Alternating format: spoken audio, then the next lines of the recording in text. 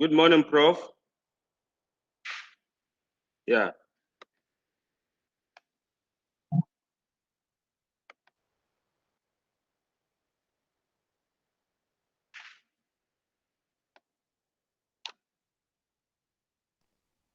Can you hear me? Yeah, good morning. I can hear you, but I have to mute my audio Wonderful. for the computer so that we can have a full engagement here.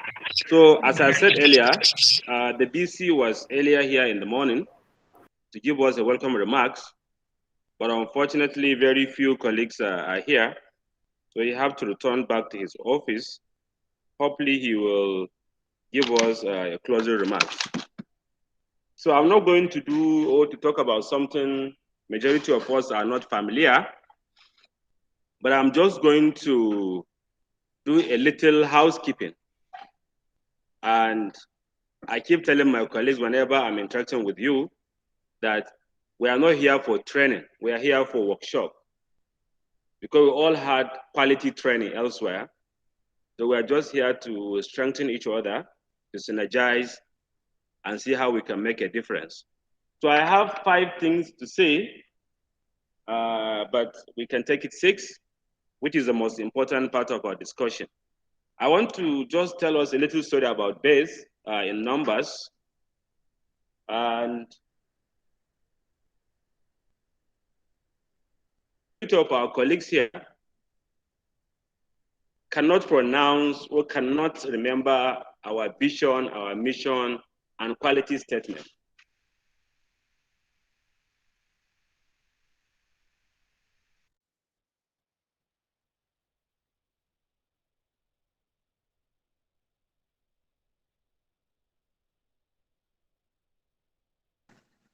So our founders have done very well.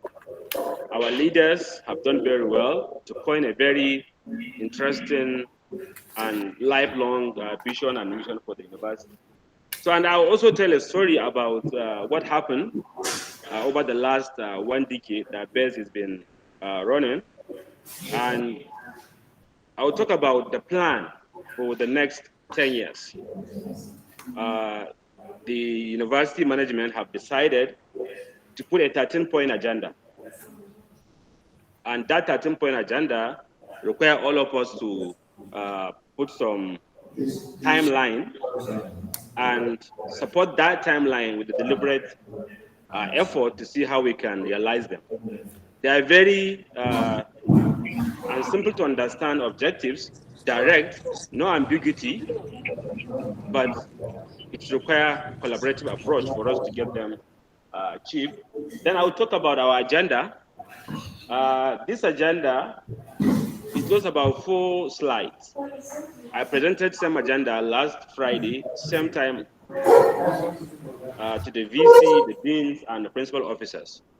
Then the VC mandated me to meet with the large community and share with you and get your thoughts and put some action point for us to do. Then we'll open the floor for question and answers.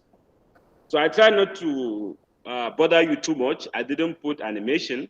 I'm just showing slide by slide so that we don't waste time.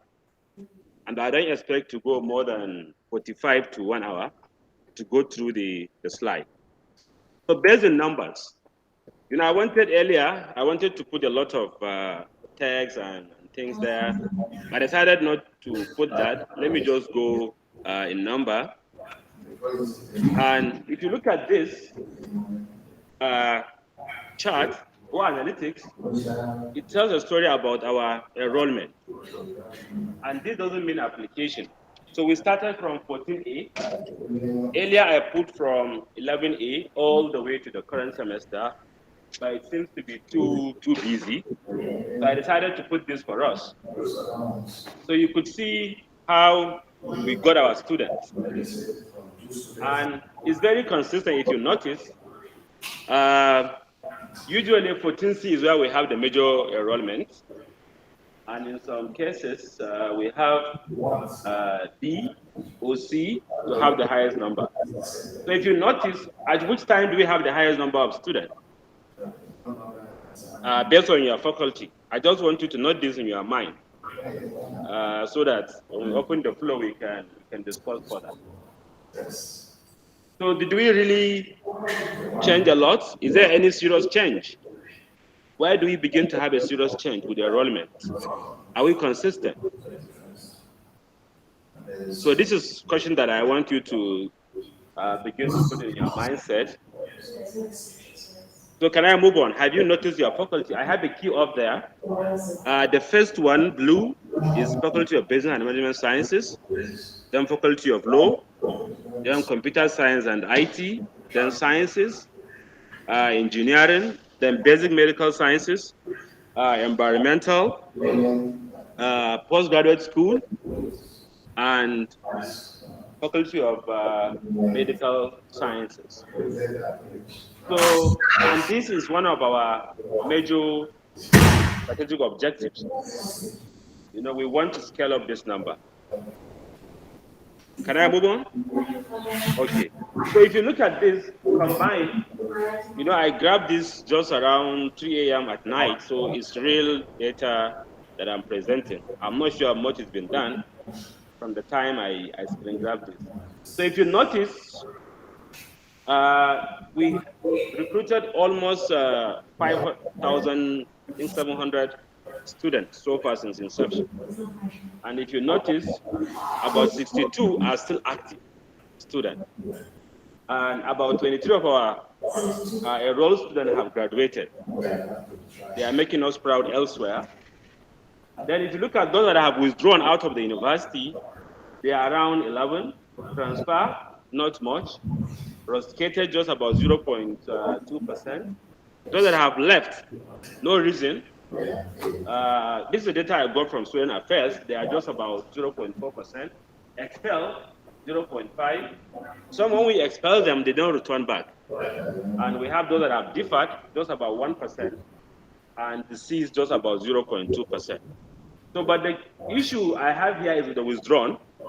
John is an economist, and we have been talking, and I learned a lot from him. So if you look at graduated and withdrawn, what does that translate to us? It clearly shows half of our students that have graduated. We also have half of them that have not, or that have just run away without any justification. And we have the data. And just to let you know, I run a simple pilot survey to find out why have they withdrawn from the university. And the major reasons is not just about the fees. Majority said fee is not their problem, but they have other reasons that is peculiar to them that has to do with how we do things. So this is food for thought that I think we need to begin to think about. How do we reduce this number? We can take this for now. Maybe in the next 2-3 years, we could see, is there any change? And a lot of issues are really undergoing to see how we can reduce this dropout. So we started putting this effort of reducing the withdrawal just about 2 years ago, and it had yielded a lot of positive results. So if you look at this, this shows at which time students withdraw from the university. If you notice, it happened from what? From 14C. And major event happened during that 14C. And also in 15C. And also in 16C. You know, if you remember earlier, I have mentioned to you that majority of our enrollment are what? In 16C. So why this happened is because we have more students in that semester. So if you have more students, so you also expect to have more students going out. So there is a lot of data that I can support colleagues if you plan to do any research that can tell a lot of you from this. But if you notice, from 17 or 18A, we don't have much withdrawal. We have this returnership. We return our students. And it happens because of various action points that we put in place. But if you notice this, this is also a very interesting analytics. If you go up, it tells our enrollment, you know. So if you run a proper analytics, you can drive a lot of story from this. And it also shows the number of students we have enrolled, semester by semester, year by year, and staff enrollment. We do discount every year by a certain number of staff we have in the university. Although we have add and drop most of the time, if you look at it, it started going up from what? From 2014. Then it takes off from 2017. But major event happened in between, or at that particular point that we have a rise. And if you look at the total student count, here we didn't use all the students we have in the system. We use active students that have went through examination. But if you notice, we have a perfect move from 2019 to 2021. So we have maintained the momentum, although we went through a serious threat, COVID-19, but we still maintain the momentum. So it's something that I think we need to begin to ask questions. Then if you look at this, I run average income against average salary we pay. I think that is a proper correlation, right? John, is there a proper correlation? Yeah, that is proper correlation, but still, this tells a lot of what? A lot of stories. It tells a lot of story that majority of us will be interested to know. So now let me go to best philosophy. How many of us can put off our vision without having to look at the screen? Or vision of the university, or vision of college. How many of us can do that? How many of us can do that? Our vision. How many of us can try to tell us our vision or our mission? Yeah. Yeah. Yeah, no. Yeah, you see, the usually no book designed based on the what? The vision. Don't worry. Mission. So I know many organizations used to challenge their colleagues in gatherings, and they even give awards if you can call up the university vision and the mission. I'm not taking to the guys online. The guys online, you don't need to respond. We can easily go to the internet and grab the vision. So seriously, if we really want to do something great, we have to align our teaching, our research, and our innovation and our community service to the vision and the mission of the university. It's a key thing that we really need to do. And I remember in one of the interviews we did for a senior guy coming to BEST, the guy was asked about the vision and the mission. And he just put it up from his head. I'm moderator of the panel. Amazed to, so and one of the guy in the panel said it's important all of us begin to put this in our brain. So seriously, we need to get to know the philosophy of the university, and we need to align it with most of the things we do. So I'll go on. So this is our vision, but I have highlighted some keywords from the vision. So the keyword here is what? Quality-based education institution. Making difference in the nation's history through positive impact of its what? Service and its what? Graduate output. So I drive my own unit agenda from this vision. And when I go on, I will share with you. I have just two agendas to drive. Number one is what? Institutional research.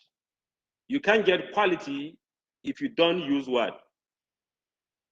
Research, internal research. You have to look at the process you have. Do they make any impact? If they make impact, to what extent? Is it worthwhile doing it again? Is there any other way to do it? So that's why I drive my own agenda. I'm going to talk more on that. Then graduate output is one of our major goals. So this is my second agenda, just two simple agenda. So you can only measure your university success or failure by looking at your what? Your graduates. Who are your graduates? What have they done? What are they doing? Are they making any difference? And I'm not talking about visibility, impact, ranking, and metrics today. We're talking about our own agenda. If you look at the Times Higher Education ranking, you look at webometrics, Web of Science, and the rest of the indicators, universities from developing countries are not doing well because we don't care about our students. We just care about ourselves, and that is it.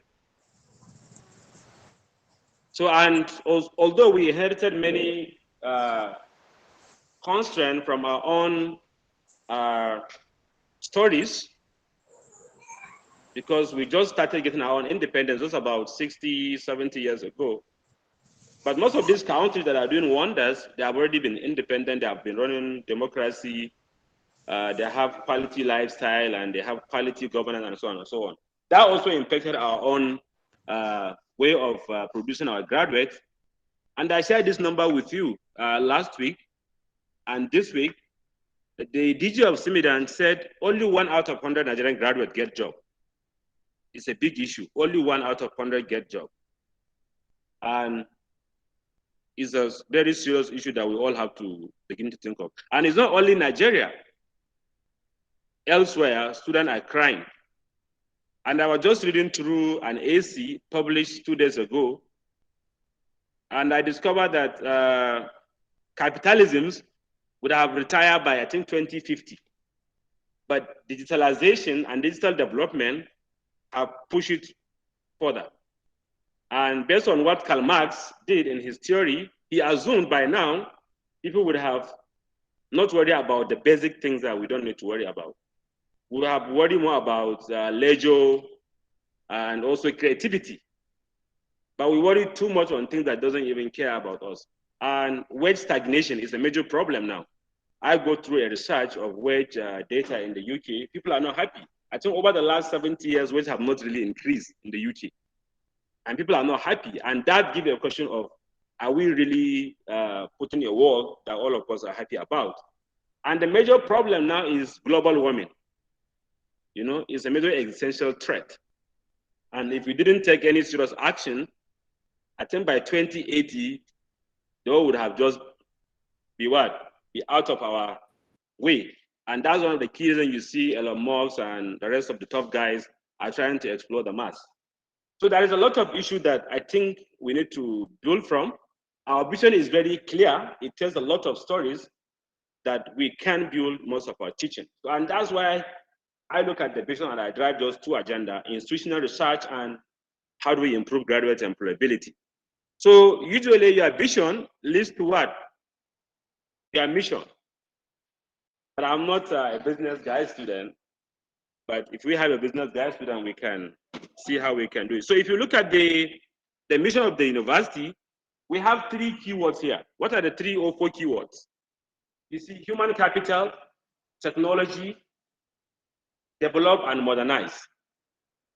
And for many of us can testify that BES have really done well in terms of bringing quality human resource. All of us are quality. All of us are quality. Nobody is not quality here. We are all quality because we go through rigorous process for us to be here. Then technology, relatively we have a fair technology that we can ride on. And when I say technology, I don't mean IT. You know, IT is part of the technology. We have good infrastructure.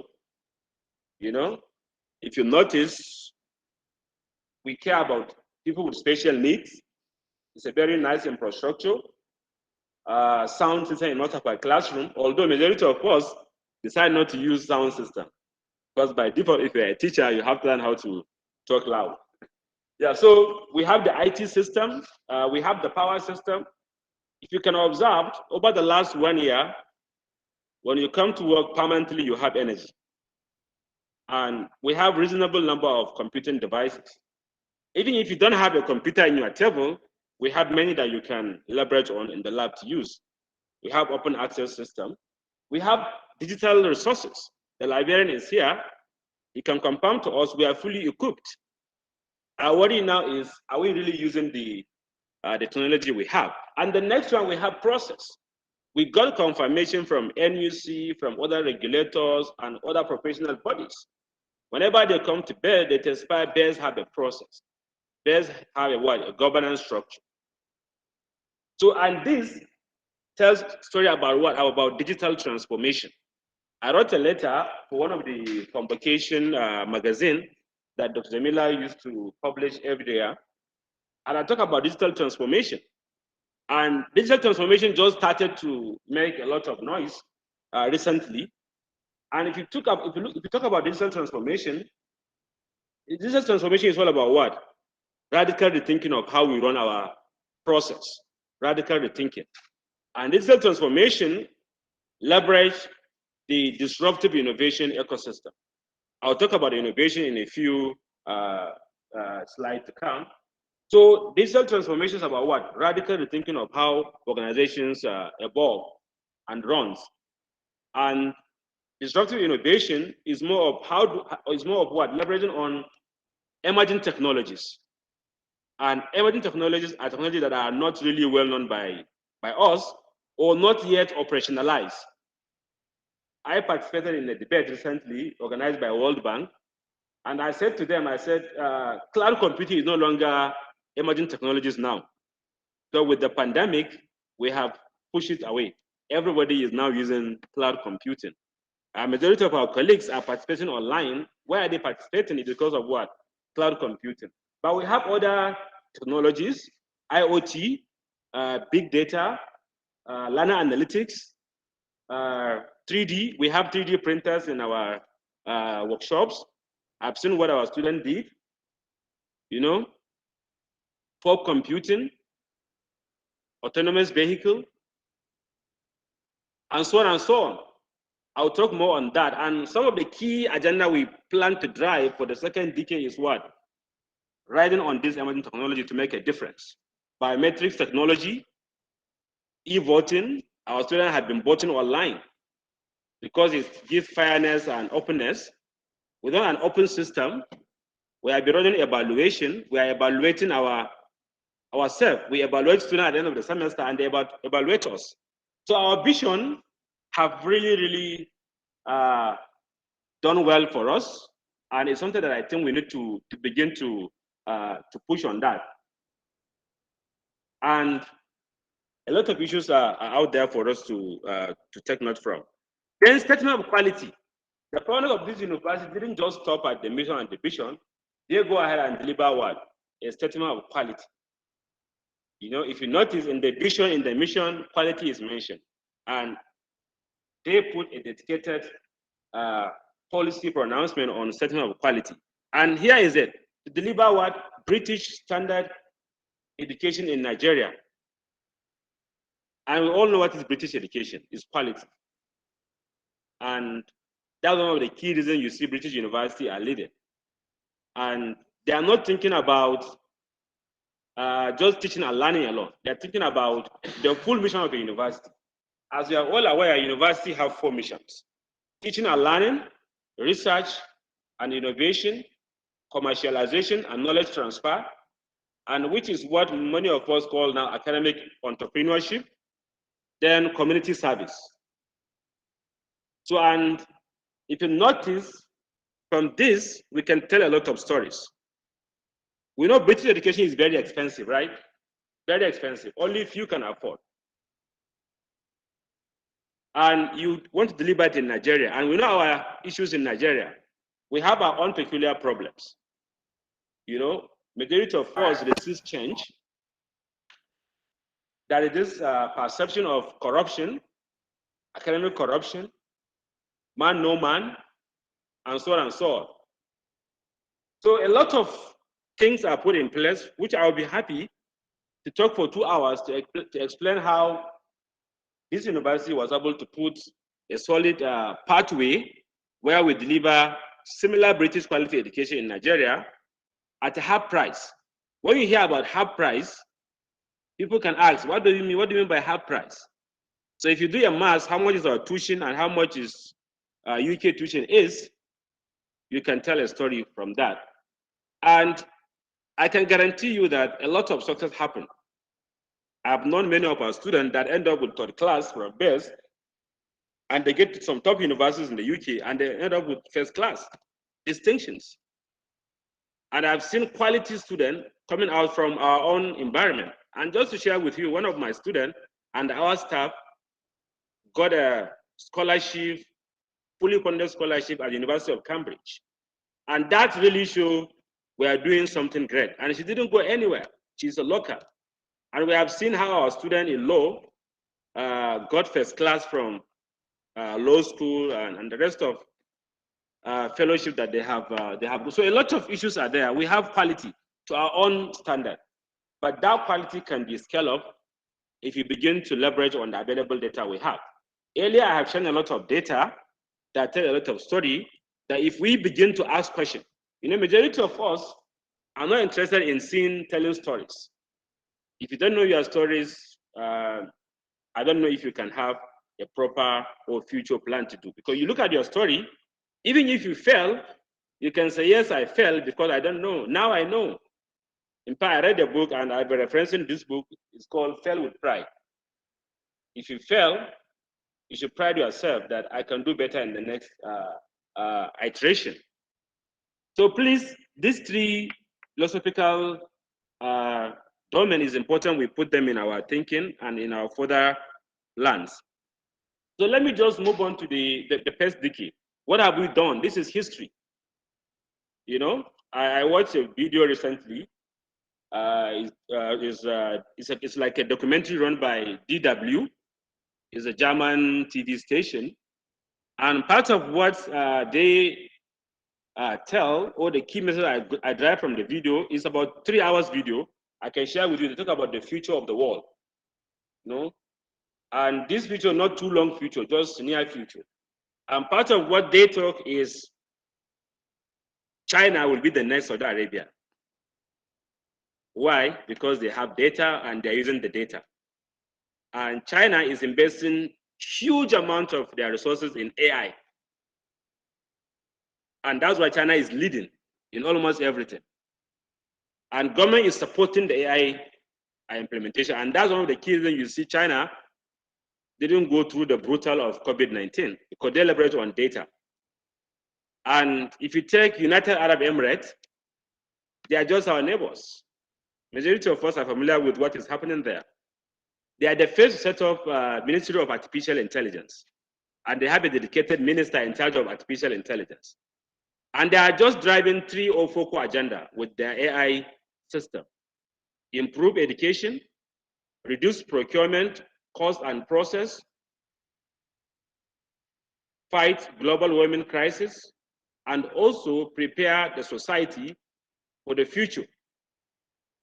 Just 4 agenda, and they set up a University of Artificial Intelligence. And they didn't stop there in AI, they set up Ministry of Possibility. They have Ministry of Possibility, although the ministry have no minister, but the senior minister are in charge of the ministry. And they set up a very, very serious target. And now they are the reference point of what? ABC. A stands for artificial intelligence, blockchain, and cybersecurity. And any country, any organization that put this ABC into their agenda, they can really succeed. We have done it here in base. We have done it because we have invested heavily in the basic infrastructure. And this basic infrastructure, people keep asking me all the time. It's not about money. It's about the philosophy. If you have a philosophy, you have a proper strategy, you have proper enterprise architecture plan, you can get it.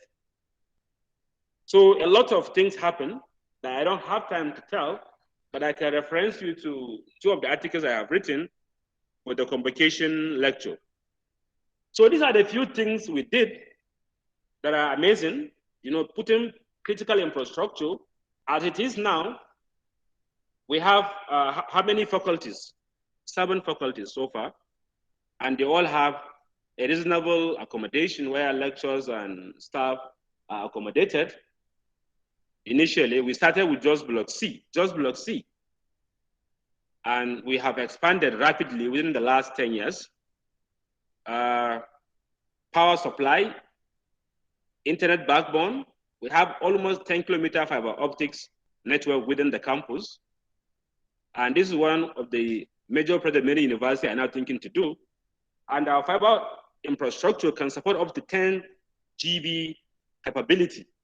So if you plan to run any high performance computing project, we have the capacity. I'm not going to call them. One of my colleagues talked to me that he needs 2 GB speed. And I talked to somebody in South Africa. They have Center for High Performance Computing. It's built by African Union. And I talked to them and they gave us 30 days trunk, and suddenly nothing happened. So when they see nothing happen, they have to shut it down. So we have high capacity backbone that many campuses, even in the Europe, in the UK, they are not doing that. I have a colleague now who is a director of IT in a university in the UK. He said his university is now spending almost £6 million to connect all the buildings using fiber optics. And if you notice, if you are going along the highways, you will see people digging, putting pipes. All the telcos are no longer interested in running point to point because the rate at which we are generating data, we cannot push them for analytics with the basic network infrastructure we have. And that's one of the reasons in our next decade, we choose telecommunication as one of our research agenda. And we're talking about 5G. And we're talking about high performance computing. Now we're talking about quantum computing. I engaged my student last week to join ITU quantum computing webinar that lasted for almost 4 hours. And the key thing here is in the next 2-3 years, our current computing capability cannot support our own needs.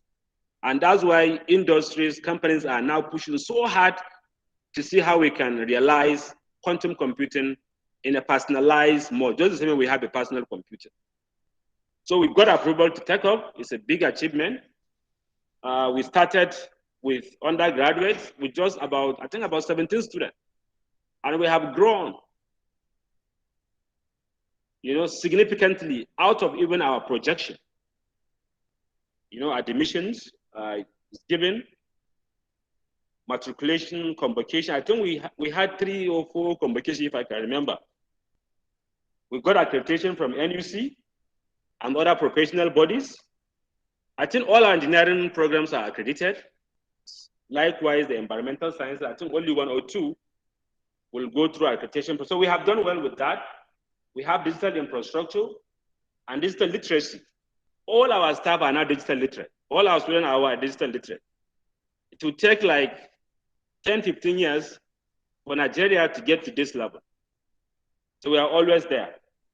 The pandemic have helped us, have simplified our job, and have put all of us in a digital literacy journey. But the key thing we need to do here is what? Digital competence. Yes, we know how to use computer, we know how to use Google Classroom, we know how to search information. How do we translate that into value? How do we improve productivity? How do we improve employability? How do we improve success? People are not worried about my students are not getting jobs. People are worried about what is the minimum or average salary of my graduates. How many does it take them to move from just officer or trainee to a management role, or from management role to executive position? That's what industries are all about. And that's one of the reasons you see best in our next decade, we plan to invite Nobel laureates to come and talk to us. People that are scientists, people that have gotten approval to push their innovation to market. So we really need to do much on this. I know European Union is working so hard in putting digital competency framework. In fact, it's a key job or key skill that you need to have before you can get a job.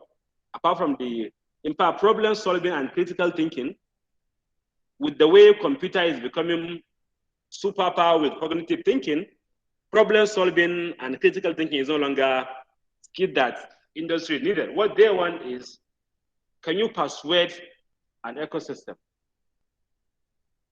Can you withstand shock, resilience? Do you have empathy?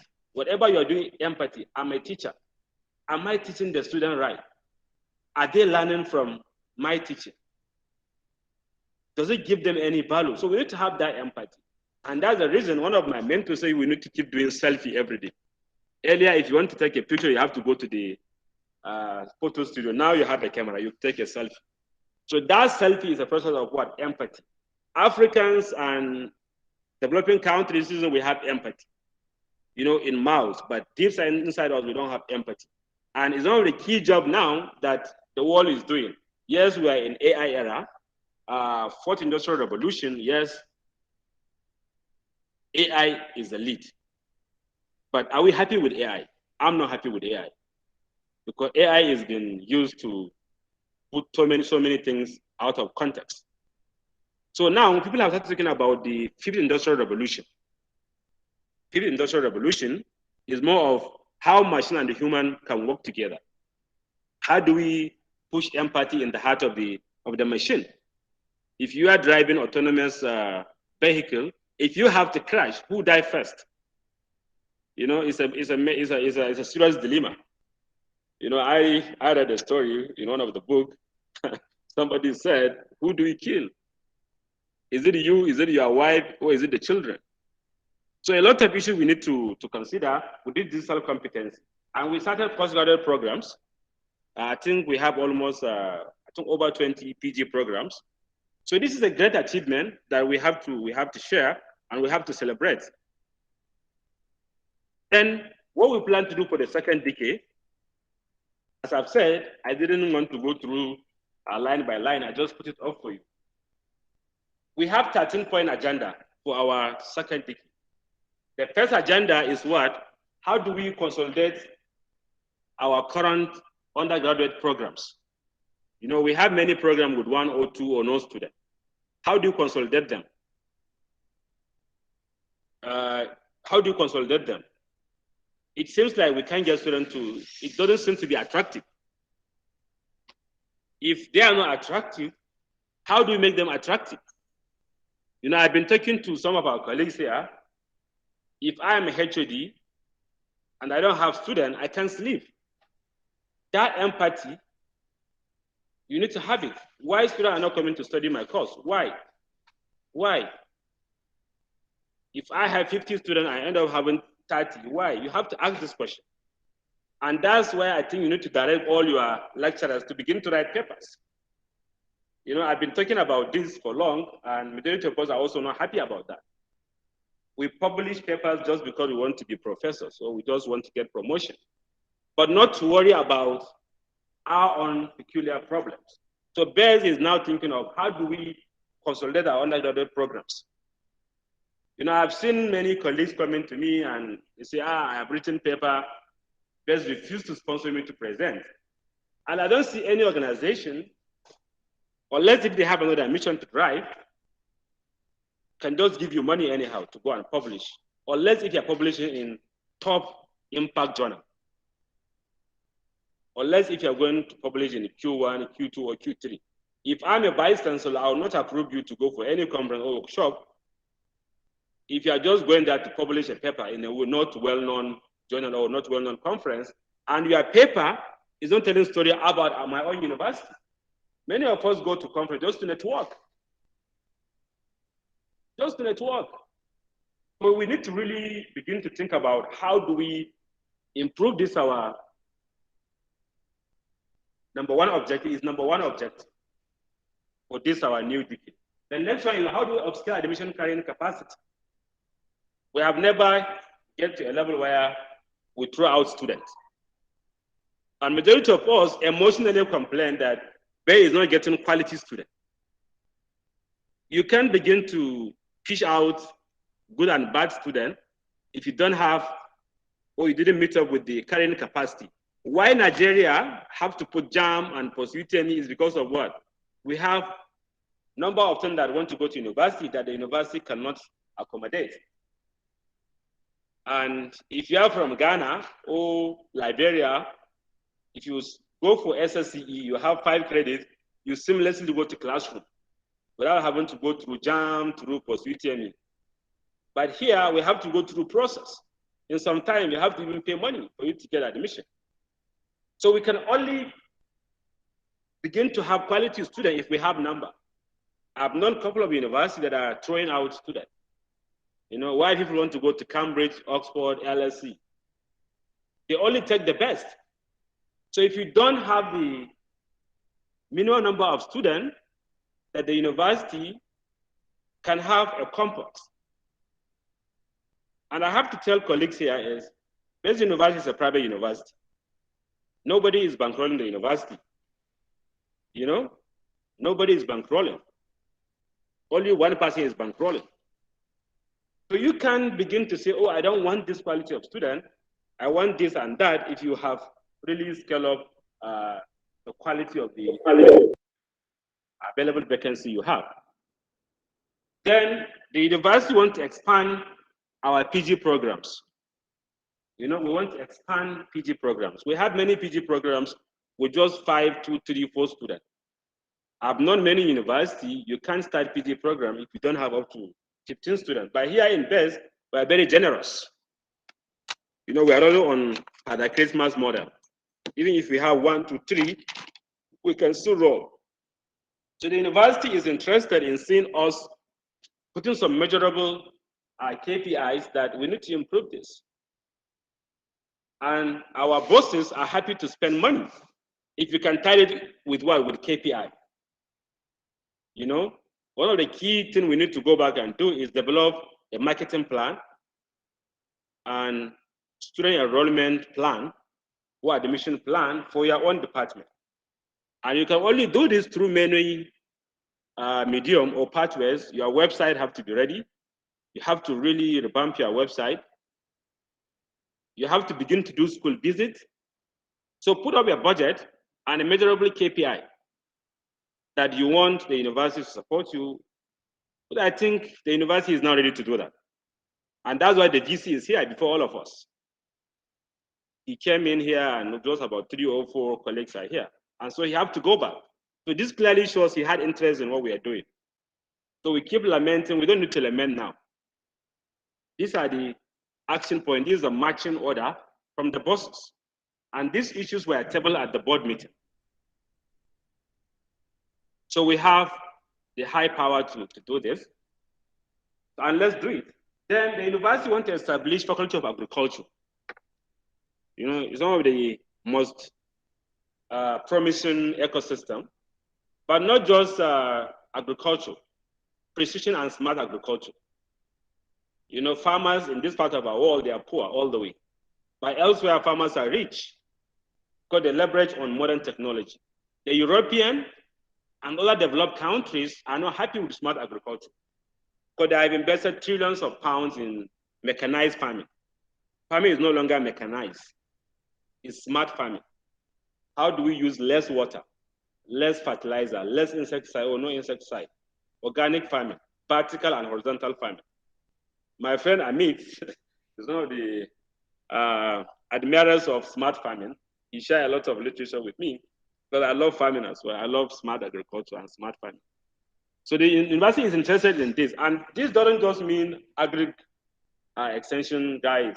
It means putting computer science into the program, putting economics, agribusiness, and so on and so on.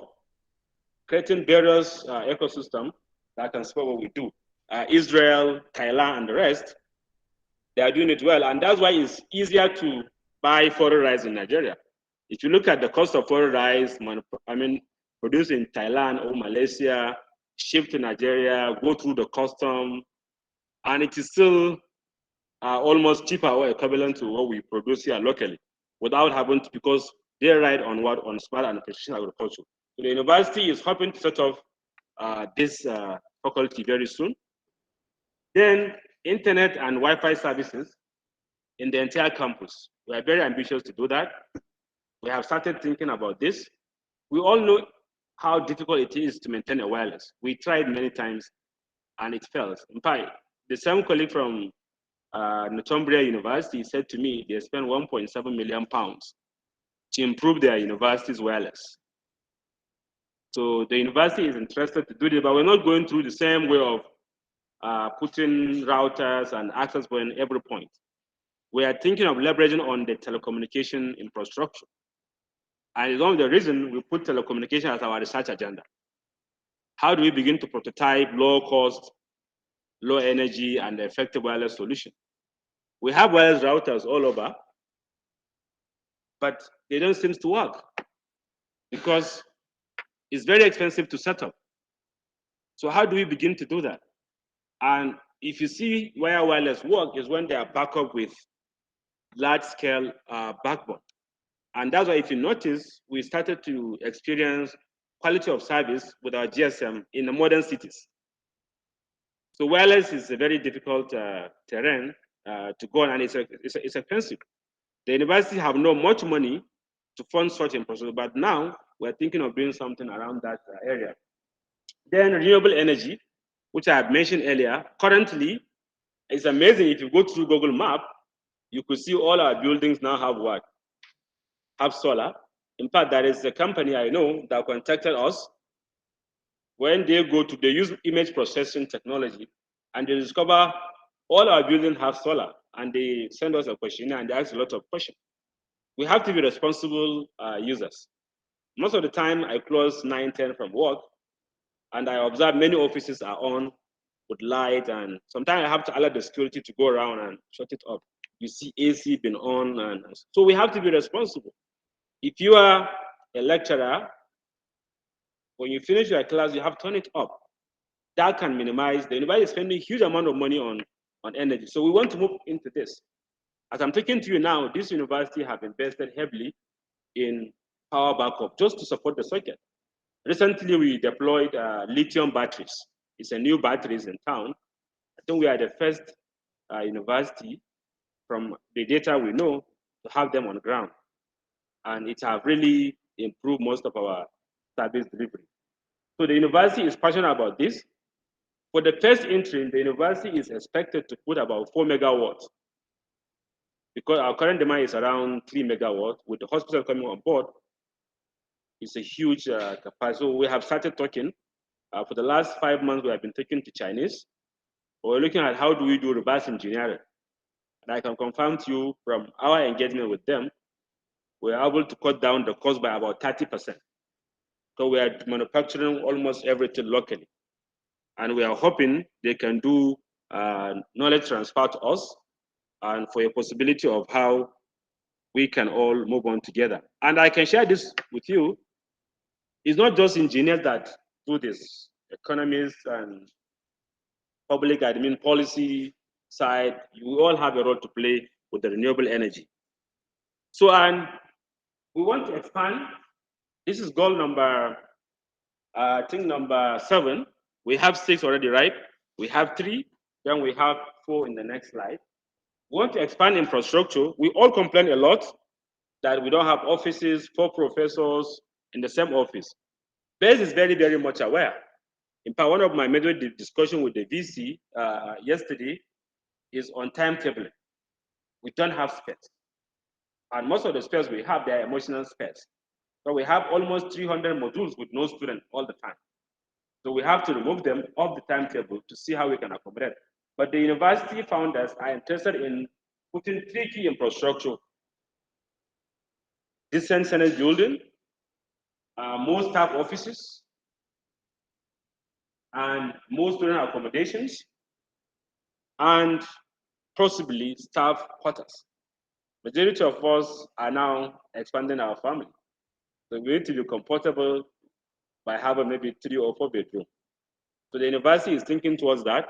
And I know cooperative is also working towards seeing how they can ease accommodation bottleneck. Then increase library accruals, both hard and soft copy. Just last year and this year, we renew our EBSCO host. By next year, we're hoping to have Web of Science.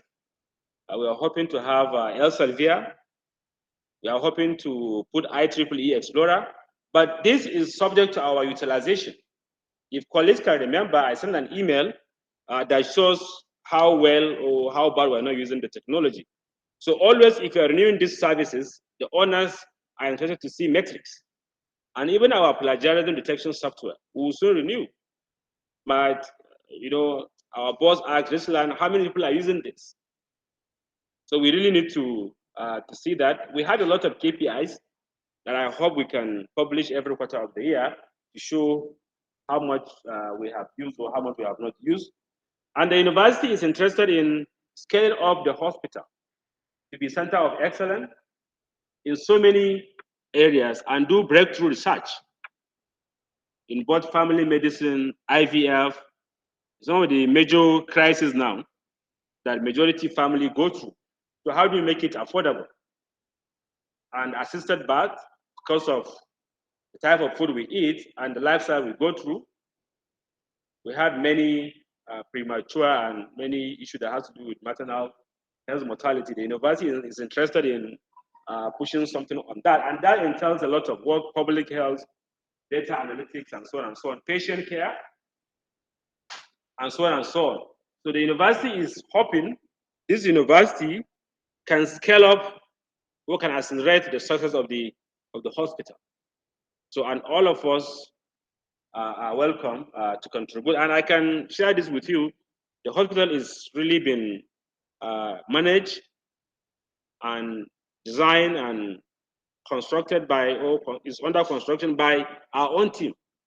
I've been working at the hospital for the last, I think, 17 months.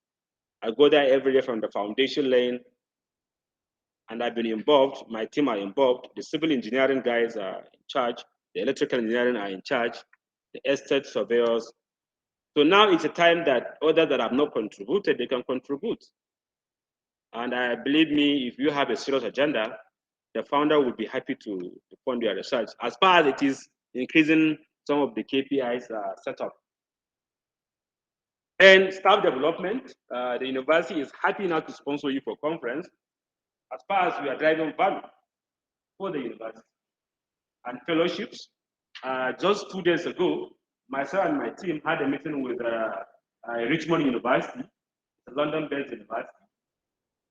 Aisha and Labaran are there, and they are happy to give us fellowship. Our staff can go there and spend a week, semester or a year. You have agenda, and they are very, very ready for that. They are eager to begin to do that, and they are happy to even support our students. We can do 1+2 or 2+1, and the rest. So, and I've said this, invite Nobel laureates, innovators, scientists, top policy makers to talk to us, to inspire our students. We have done that a lot, but we want to do more. Yeah, then research and development is one of the major agenda. The university is interested in doing R&D. I've already mentioned some of the research agenda, telecommunication. How do we work together and put a viable and bankable business plan for our own solution? And digital money, electric car, so many things out there, cutting edge research that can leverage on the emerging technology. So I have a plan for this. I think it's the last slide I want to show to you on how we plan to begin to start to do the paradigm shift. Then we want to enhance international collaboration. The university is interested in doing this, and this can happen through academic entrepreneurship, through knowledge transfer, through lecturers exchange. When I had my PhD convocation, the founder visited and he was part of the convocation. And we had a series of discussions with colleagues there, and they are happy to exchange, to open their corridor for us. And it's an interesting thing that I think we need to begin to do. If I'm the HOD of maybe sociology, how can I bring somebody from maybe University of Ghana to teach my students? How can I teach in that university? How do we extend lectures? And because we are doing things online now, and we have a lot of time to do that. We have the infrastructure. How do I integrate my curriculum with other universities' curriculum? I mean, myself and my friend Chandra, we have been doing that a lot in computer science. We leverage our curriculum with industry-ready curriculum. And it's one of the reasons that I am employing my graduates. I'm the highest employer of those university graduates today. So I have a lot working for me because I trust the brand. And this is what I keep asking colleagues. How many of us can employ our graduates? If I have a bread factory, or I have a pure water factory, or I have a restaurant, or I have a radio station, can I employ my graduates to work for me? And this is another way of measuring your empathy. So the university is interested in building any collaborative relationship, if you have any, bring it up. As far as you can back it up with measurable KPI, the BC is happy to do that. We sign up many collaborative projects recently, and this entails working with the government, industry, society, and the rest. If you have an agenda that is viable, that can drive value, please put it up. Then innovation, we have to innovate. Every day we talk about teaching and learning and this, we complain a lot. And when people complain a lot, it's an opportunity for innovators. And innovation is not really something that is too difficult to do. You know, it's just to solve a problem. It's just about creativity. People complain a lot. And I read a book, which I would recommend all of you to read. I have a soft copy I can share, The DNA of Innovators. It's written by one of the authors I respect so much in my life, Professor Clayton Christensen. He's a Harvard Business School professor, and he's the first guy that coined the word disruptive innovation. And I have been talking about his work. Just last year, he passed away. And I was in the conference in 2019 that he said, by 2030, 1/3 of US university and colleges will be bankrupt by 2030. And it happens earlier. So sad he's not there to see. And part of what he talked in there is innovation just happens if you have empathy. Innovation usually is a process of what? Empathy. And part of what he did in the book is not just a fiction. He talked to the top innovators of the world, people that have made a difference. And he concluded by putting 5 attributes of innovators. So innovators usually ask questions. They ask questions a lot. Why this? Why that? Why that? And if you look at the philosophy of religion and theology, and questioning is part of it. Why women are not given all the support they needed? Why the minority? Why? You know, keep asking why. Then you have to experiment. If you ask questions, why this thing is not there, why that is not there? And that questioning and experimenting is what leads us to have a personal computer. I've been telling this story to my student. Steve Jobs, the founder of Apple, keep asking questions. Why computers are big? Why only scientists use computers? Why not a market woman use a computer? And he keep asking this question. And he was given the answer, because computers require power. And power is usually huge. Then he now said, why can't we have a smaller power system? And he started doing an experiment. And along the way, he networked with somebody that he knows before, who is happened to be his associate, and they keep it up, and they come up with a model that brought off the personal computing. And while he was growing up, in his neighborhood, he used to pass through a school of calligraphy. And he said, what is happening there? He asked a question, and he went in, and he found what they are doing, and he started experimenting, and he observed them. And that's the reason we have word processing. And I don't have time to go on. And that's the attribute, that's what the DNA of innovators say. Questioning, experimenting, observing, association, and networking. So we have to innovate. And this innovation can be in our classroom, can be in our house, can be within our parliament, or where we go and talk and drink and enjoy. It can happen anywhere. So we need to begin to put this agenda. I'll be happy to work with you and put off this agenda together. So far so good. This is our 13 goals, and I believe majority of us have a lot of capability and competency to contribute. So then what is our agenda? I've already talked about this, our agenda, a lot. So, and this is from what we see from the 13 goals, we assume we need to do these 4 things. The first one is what we need to help our students and the staff to create a positive impact for the society. And this can happen through our teaching, learning, and community engagement. So we need to help our students and the staff. The university feels that staff need to be given help. Students need to be given help. It's a transitive relation. In that area, we do normalization. So if you help your staff, student will be supported. Then we need to create income for the university to fund research and innovation program. How do we generate income?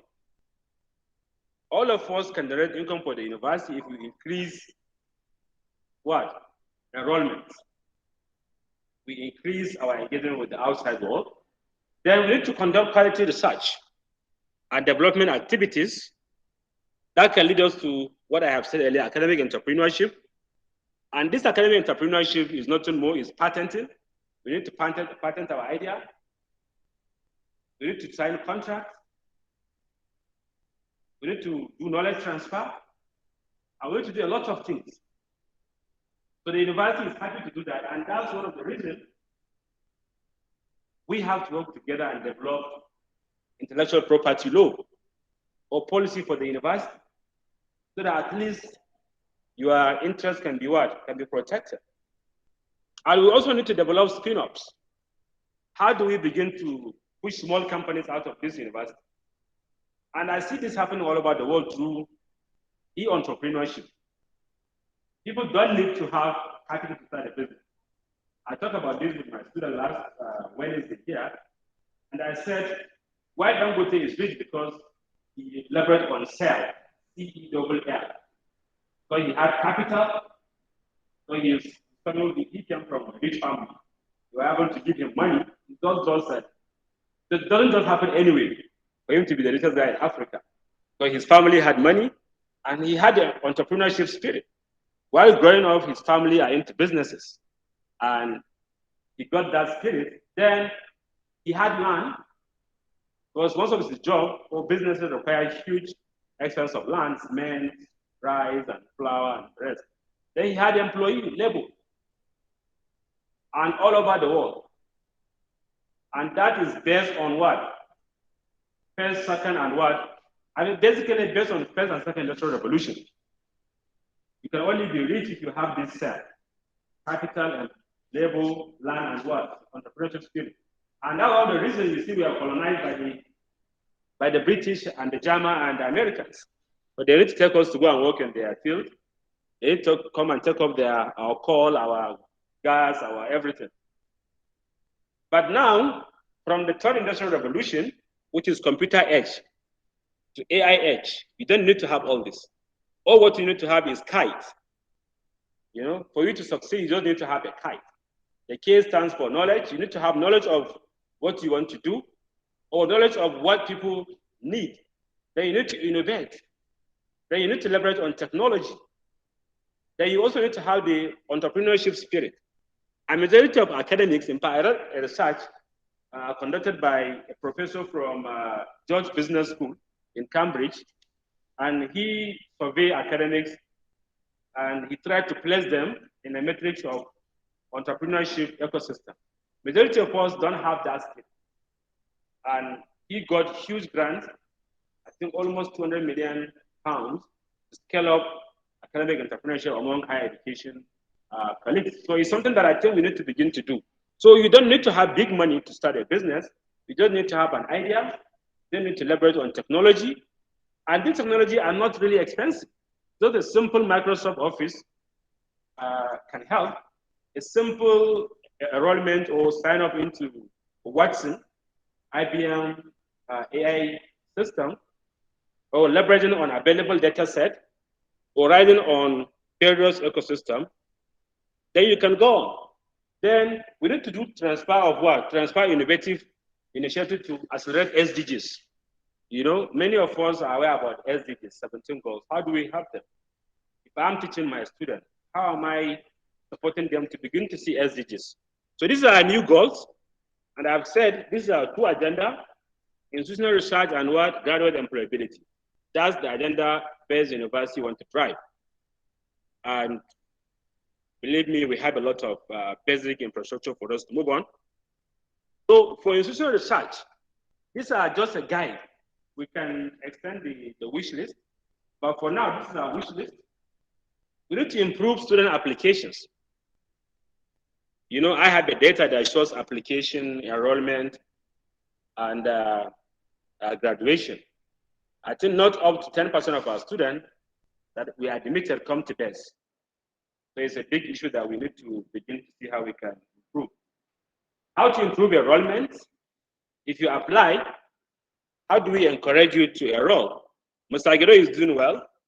All the time I've been seeing him calling, texting, emailing, and it's a lot of work he's doing. How do we support him? How do we support him? And the sad reality here is almost 80% of our students come to base through word of mouth, which is really not good market for us. So we need to begin to have students based on what? On quality of, and to be sincere with you, half of our students are not happy they are here. Half of them, they are not happy they are here. So how do we turn around their experience? And it's one of the reasons you see very few come back to do masters. If you have 30 students graduating, you should be able to encourage maybe 10 come back and do masters. We have alumni discount. You can make a case for them to be given extra support if you have a project that you are managing. I've seen many colleagues. I benefited from some of such money. I got a lot of partial funding while doing my studies. So that's the support I got from my university. Then how do we improve operational efficiency? University is spending huge amount of money on energy and water. Maintenance culture is very poor. How do we begin to develop sensors? If water is not available, somebody in charge of maintenance should get an alert. My major worry is people don't even use the technology we have. I don't have the time to go through all the halls. How do I know if smartboard is faulty? How do I get alert? We need to do something like that. We have cameras all over. We use these cameras to monitor attendance. The deans can confirm. Simple innovation. How do we begin to rely on machine learning that can go through all these video footings and tell a lot of story to predict? How do I use machine learning to look at the students that I've just admitted now to start September who cannot graduate, so that we can improve the success of the student? So it all goes down to efficiency. Then quality assurance and control. How do we improve quality? Even if we have the quality, how do we assure the quality? How do we have control? We worry too much about examination process. I've been telling my colleagues the way we protect exam script is too much. We worry too much about examination. For the last 6 years, I don't worry about examination in my class. Usman is my student. When I gave him my exams to do about 4 months ago, 5 months ago, I gave him 8 hours. He said he can finish in 4 hours. It took him almost 30 hours to do. And I said, you can take it home, no problem. And it happened the same way he did my second course. Because as a teacher, you should be happy, or if your student is engaging with your curriculum. By week 6, 7, you should be able to know without even going through exams to say, yes, this student is accumulating what I've been teaching him. But we worry too much about final exams. We worry too much about teaching. We put too much emphasis on achievement. Students are not interested in learning because we value too much on what? The economy is changing. It's certificate, not certificate. I've seen many best university graduates that I have helped to secure a job even without finishing NYSC because they have something to offer. And same with some of my staff that I have recruited. Majority of them came through internship. Usman came to me through internship, and I found him an interesting guy. So we need to have this chemistry, we need to have this connection. We can be friends, at the same time we can be teachers. So a lot of things that I think we need to begin to do. We need to reduce emphasis on paper assessment. Even last week, even last 2 days on Tuesday, when we had a meeting with the people worry about online exams or whatever. I said there is no change.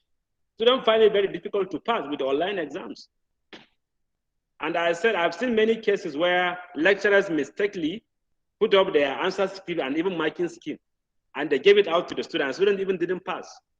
I've seen that case. Yes.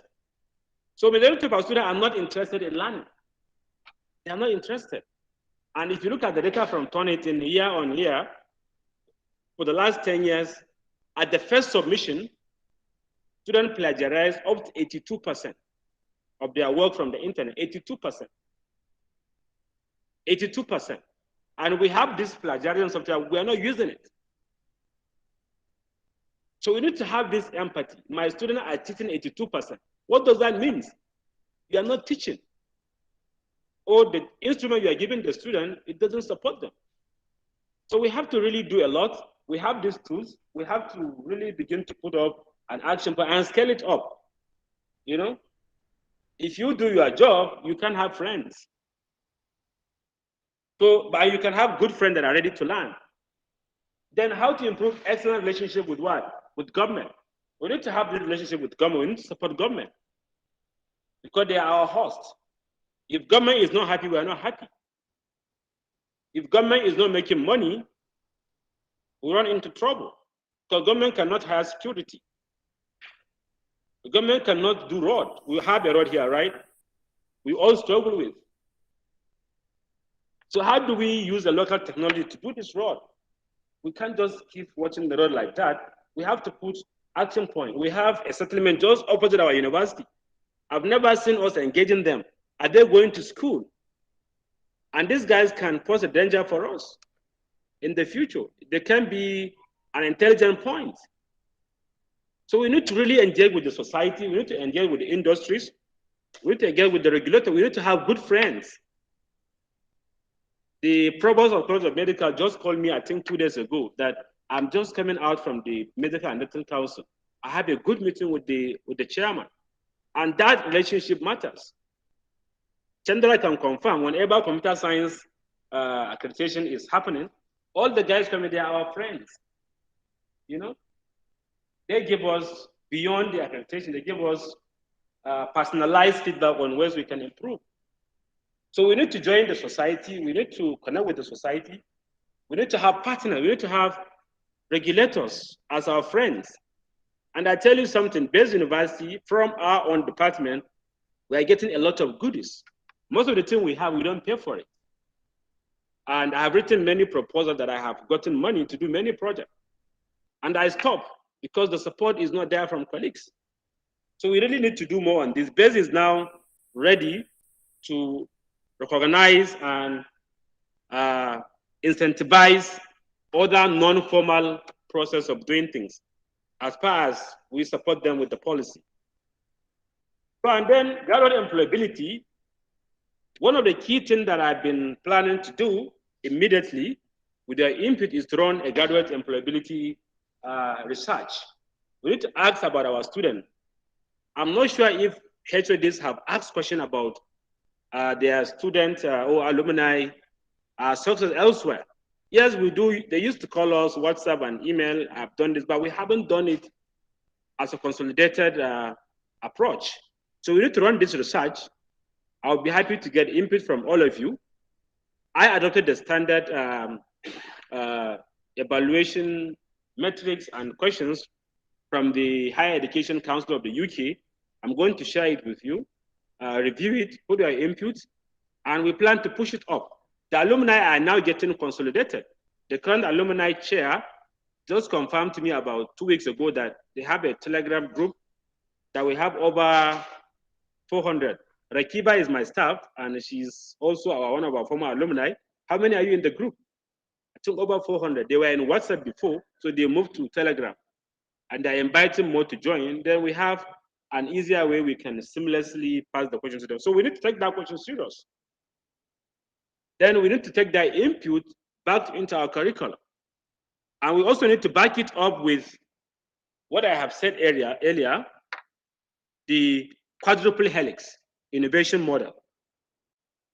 You know, this is one of the things Nigerian government is trying to do, triple helix innovation model. You know, the university adjusts alone, relying on the envelope funding. If militant blow up pipeline, Nigeria cannot make money, and the university cannot have money. And as it is now, from my involvement with TEDFON and NUC, university rely 100% from government funding. Although they have IGR, but the IGR is mainly for amala and ewedu and ukadi soup. Because if you look at the budget and spending of our Nigerian universities, it ends up mainly in paying salary and the rest. This hall, I've invited about 4 vice chancellors in most of our annual conference, where we invite them to interrogate them with data, and they all confirm that. If you look at the Nigeria's budget, is in the internet. The Nigerian budget had head on meal and entertainment, but we don't have head on innovation. We don't have head on journals and databases. Some universities spend as big as 7% to 10% of their income for stomach infrastructure. So a lot of issues are out there for us to do, to think. So this triple helix is more of what? Industry, government, and what? Academia. And this is what Nigerian government is doing. For the last 3 to 4 years, they have been pushing that. I was involved in that. But I think we need to move beyond triple helix, move beyond quadruple helix to quintuple helix, where we incorporate environment. So the deans and the HODs will need to work together with the service department and the government to rejig our curriculum. And just to share with you, about a year and a half ago, we hosted the International Telecommunication Union Chair for Africa, Andrew Rugeje, and the International Labour Organization Chair for Africa. She fly all the way from Abidjan, he fly from Addis Ababa, and they came to base.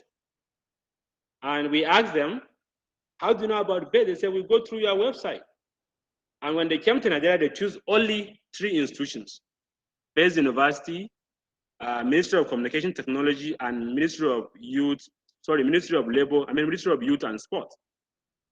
And we had interaction. They put a lot of goodies for us, but so sad, COVID-19 have disrupted the process. And I was in Rwanda a few months ago. I met the guy. He said, we are waiting for you. Put a plan. We'll be happy to support.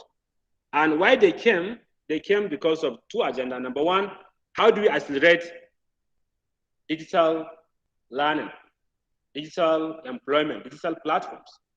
Number 1. Number 2, how do we revamp our curriculum to go towards lifelong learning? And that is it. And they have a lot of resources.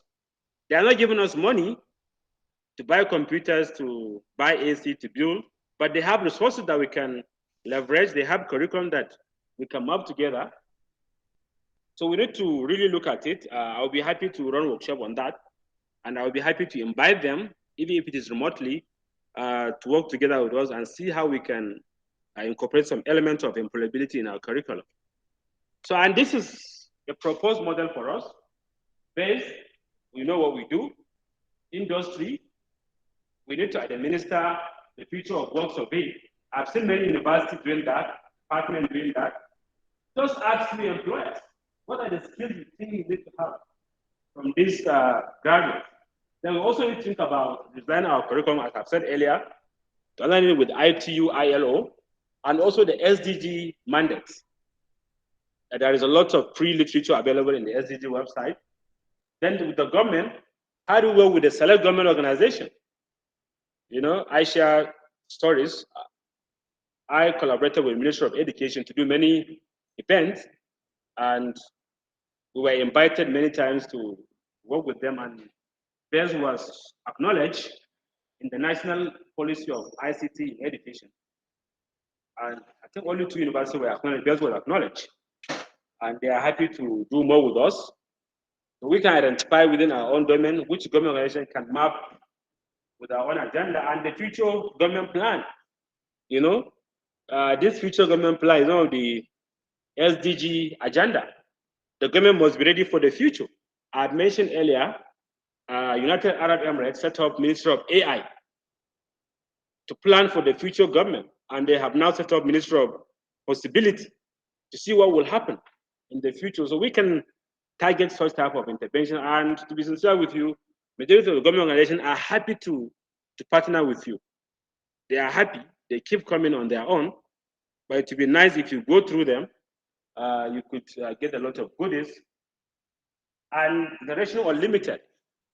This is one of the projects that is really, really important to us. UNICEF and other few UN systems are championing this. And in Nigeria, on the 26th of July, UNICEF launched this Generation Unlimited. And it's all about youth. How do you support the youth? So it's something that I think we can leverage. They have free literature, free videos that you can map their literature into your own classroom. You can't just teach alone. Our students are not interested in hearing the Y, the X from us. They want to see what you have done before. You know, you can't keep telling them, do this, do that. They are looking at you, what have you done? If you go to class, you put your name, my name is Amit, the next day you will see students inviting you for Facebook and Instagram and this on your LinkedIn. It's one of the common things I observe from our students. You know, they keep inviting you on Facebook and, you know. So if you post hate speech, it's a problem. Or you post everyday funny. And so a lot of issues. Our students are now connecting to us. If you have research get, you see students citing your work, referencing your work. So a lot of issues are out there for us to see. Then society. How do we develop or accelerate intervention that can improve e-entrepreneurship? You know, I've shared this with my student that in the global digital job market, India is number one. I have two friends here, Amit and Chandra. Number one, 27% of global job market taken over by Indians. 27% in every four, they have almost what? One. And if you look at the global companies, you know, Google is managed by Indian, and the rest. I think Microsoft, Satya Nadella, you know, a lot of them. And the funny thing is, the second country in the global digital job market is not America. Can you guess? Maybe somebody can help and guess. The second country in terms of digital job market is Bangladesh, 17% before COVID. And I listened to their prime minister about 3 weeks ago in WC's conference. He said, now their thinking is almost 26% for the digital job market. And I was privileged to be in Bangladesh, and I've seen what they are doing. They are not as good as we are in terms of education, exposure, and everything. You know, and that brings back to what one of my colleagues here at BEST, Professor Zakariaou, he coined a theory: people mix education, experience, and exposure. No matter how much you're educated, you are first class, you don't have experience, you don't have exposure, you can't function. And believe me, if you go to Coursera, all these kind of academy and the rest, Chandra's brother are making proud. They are making money. The YouTube ecosystem is organized, is dominated by the Asians. So, and the third country, again, is not America or Europe. It's still within I think Pakistan, if I can remember. Yeah, then Sri Lanka. And this is digital job. People cannot do things the way we do. Our children are not interested in doing Monday to Friday.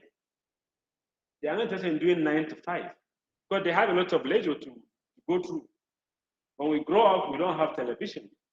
Even if there is television, only maybe 2-3 hours entertainment. Everything goes to just the regular screen. But now it's loaded content. Our children can do wonder better than us. You know, our children are more computer than us because they have more time. They spend more time with this machine than us. Sometimes I don't check my mail for 5 to 6 hours because I have other things to do. But children are 2% with their mobile phone. So how do we begin to design our curriculum? In fact, I've been telling this story. In bed, I don't even teach with smartphone most of the time. I use my Google Classroom because that's what the student wants. That's what they know.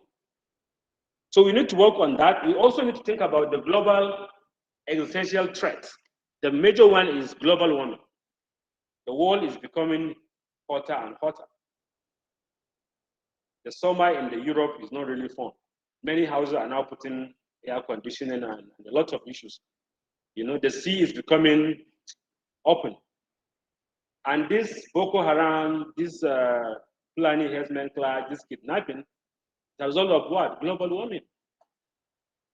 My father was a farmer. And I checked this experiment. He made almost 40 bags of a produce in his farm before, but now we can't have 3. We can't have 3. Why? It's not even about the farm, it's about the water. The water is not consistent. Flooding. And flooding is an issue that can be resolved. So a lot of issues that we really need to delve into to the industry and begin to do wonder from our classroom. So this is what BES is thinking to do. And all what I've said is a draft. Because the VC said we must do this immediately. I didn't have good time to make it perfect, but your input, I'm going to share this. Put an input, let's do it jointly, bottom up, not top down. So these are the action points that we need to do. It is not only the university management, it's us, the students, the teachers, the security. Everybody is important in the ecosystem. Now we have an ecosystem. We need to set up various committees. We need to have committees. I'm going to share a survey later today. Ask which area you think you can contribute. Then we need to develop measurable KPIs. Where we want to go in the next 1 year, in the next 2 years, in the next 3 years, in the next 4 years. Where do we want to go? Measurable KPIs. Institutions put KPIs, but we don't really operationalize them because they don't have measures, they don't have metrics.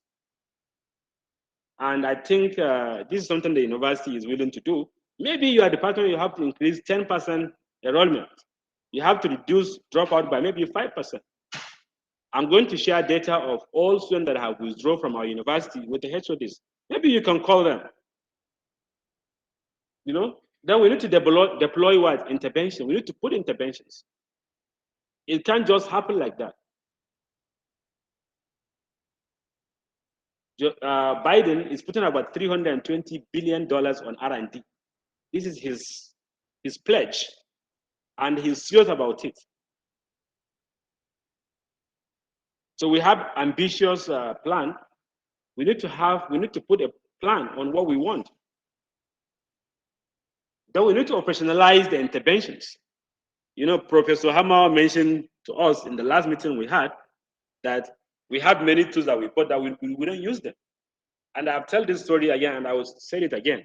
I hosted the immediate VC of African University of Science and Technology, and the first VC of AUST and the immediate VC of University of Botswana together with my friend Funkam.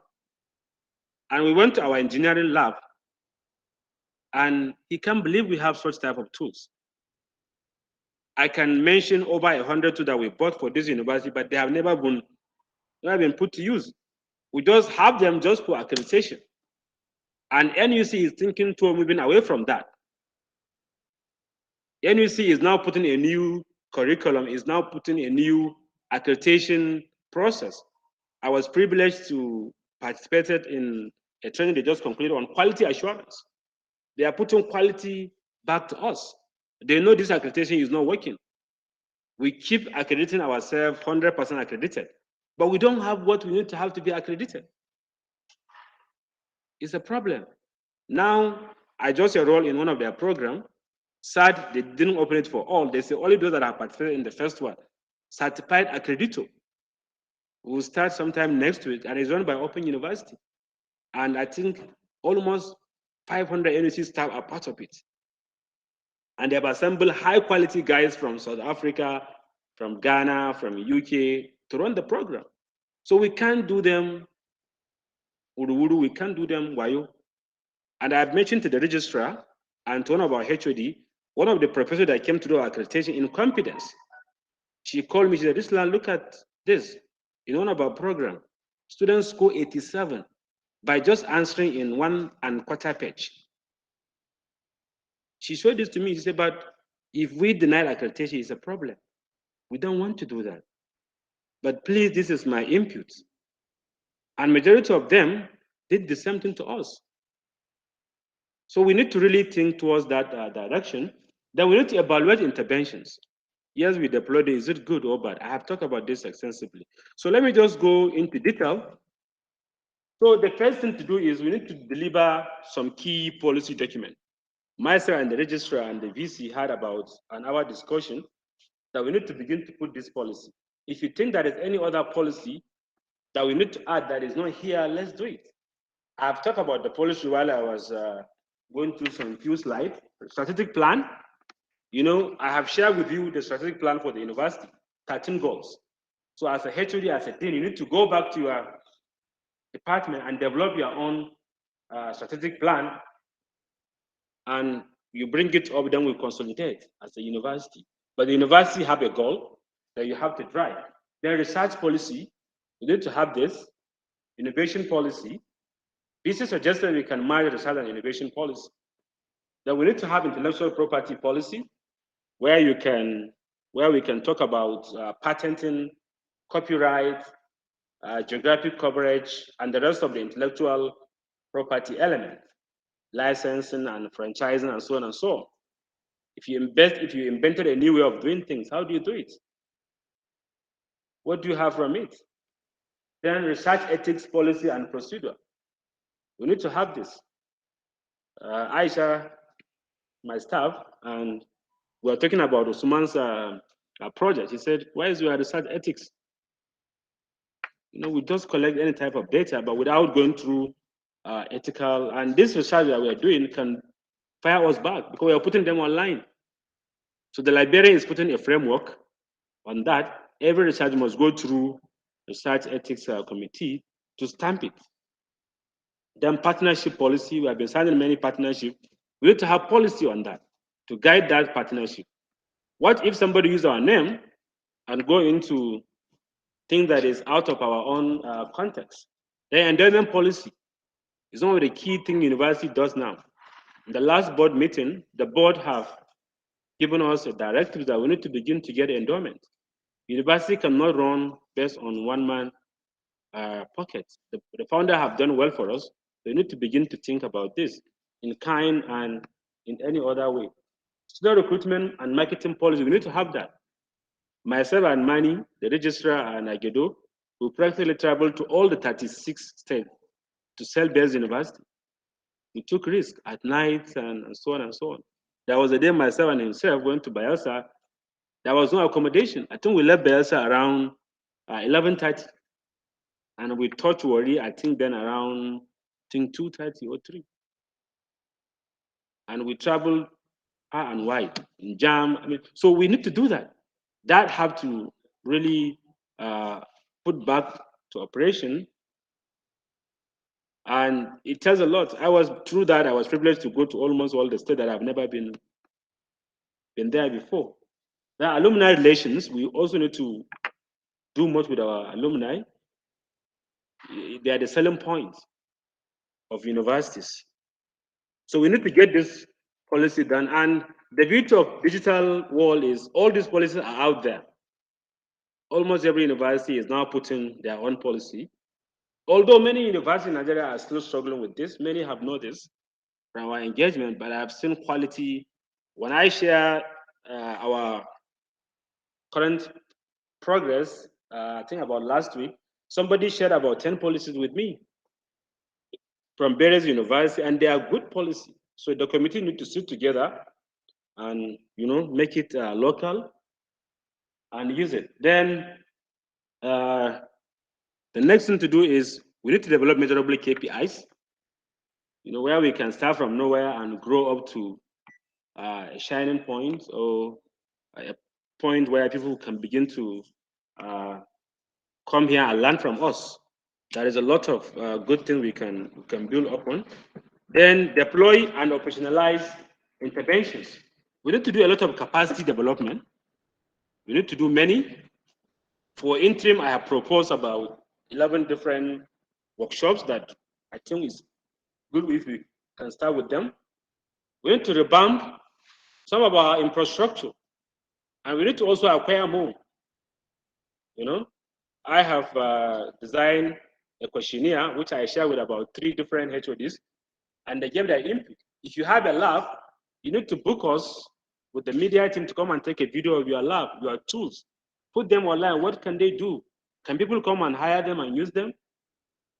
2 weeks ago, Professor Nasiru Gujungu is a professor of telecommunication engineering. He visited me. I think it's last week, Aisha. We went to the Faculty of Engineering. We went to our telecommunication lab. He saw antennas. He can't believe we have that. His university have no such type of things. They teach by just talking. But he said we have all these antennas. And he tried to engage the lab attendant and the technology. They can't even explain what they have. So we really need to begin to operationalize and commercialize and open up our tools. Then we need to, the university need to give seed funding for good initiative. A friend of mine yesterday shared with me that in Turkey, the government is giving every engineering and science student $500 to prototype what they have designed. You know, I personally put that culture at best when I was teaching World Wide Web. If you do a World Wide Web project, you must put it online.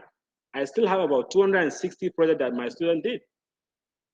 They are still active online, but since when I stopped, I don't see that happening. So we need to do that. We need to support our students. I personally fund many of our student initiatives with the little money I have and the little support, and also link them up with market.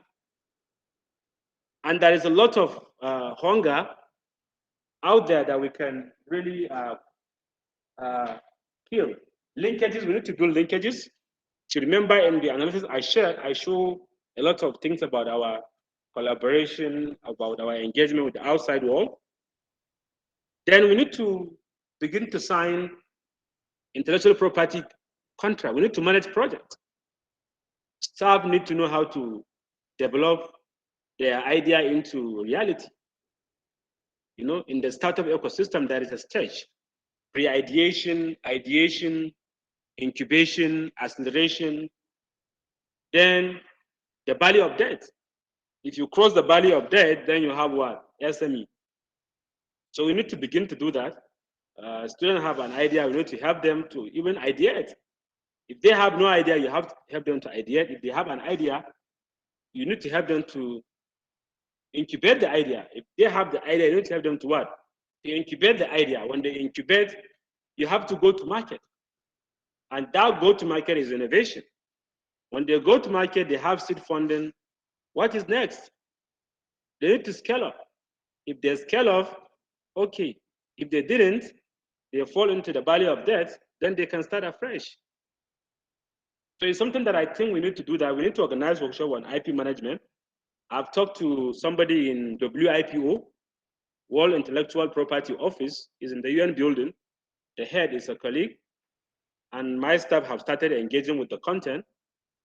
And I've asked them to review it. We can put a catalog where we can put all the, and they have many training coming up. I registered about 5 of their training, and I say they are happy to come here to support us in this area. And the World Intellectual Property Office is in charge of the global competitiveness. And if you look at the indicators out there, they are not good. The patent ranking, we are not there. You know, I think we have just about less than 100 patents. South Africa had about 26,000 patents. Ghana had about 7,000 patents. So a lot of data to see and learn from. Then when we have a plan, we have policy, we have regulation, we have framework, we put interventions, then we need to evaluate the interventions. And I think we can use these domains or teams to evaluate our competency or capabilities, visibility. You know, I've talked about this a lot, and just a good news for us to know. About 2 years ago, I made a presentation, Chandra can remember, about where we are in the university ranking. About 2 years ago, we are number 23,000 something.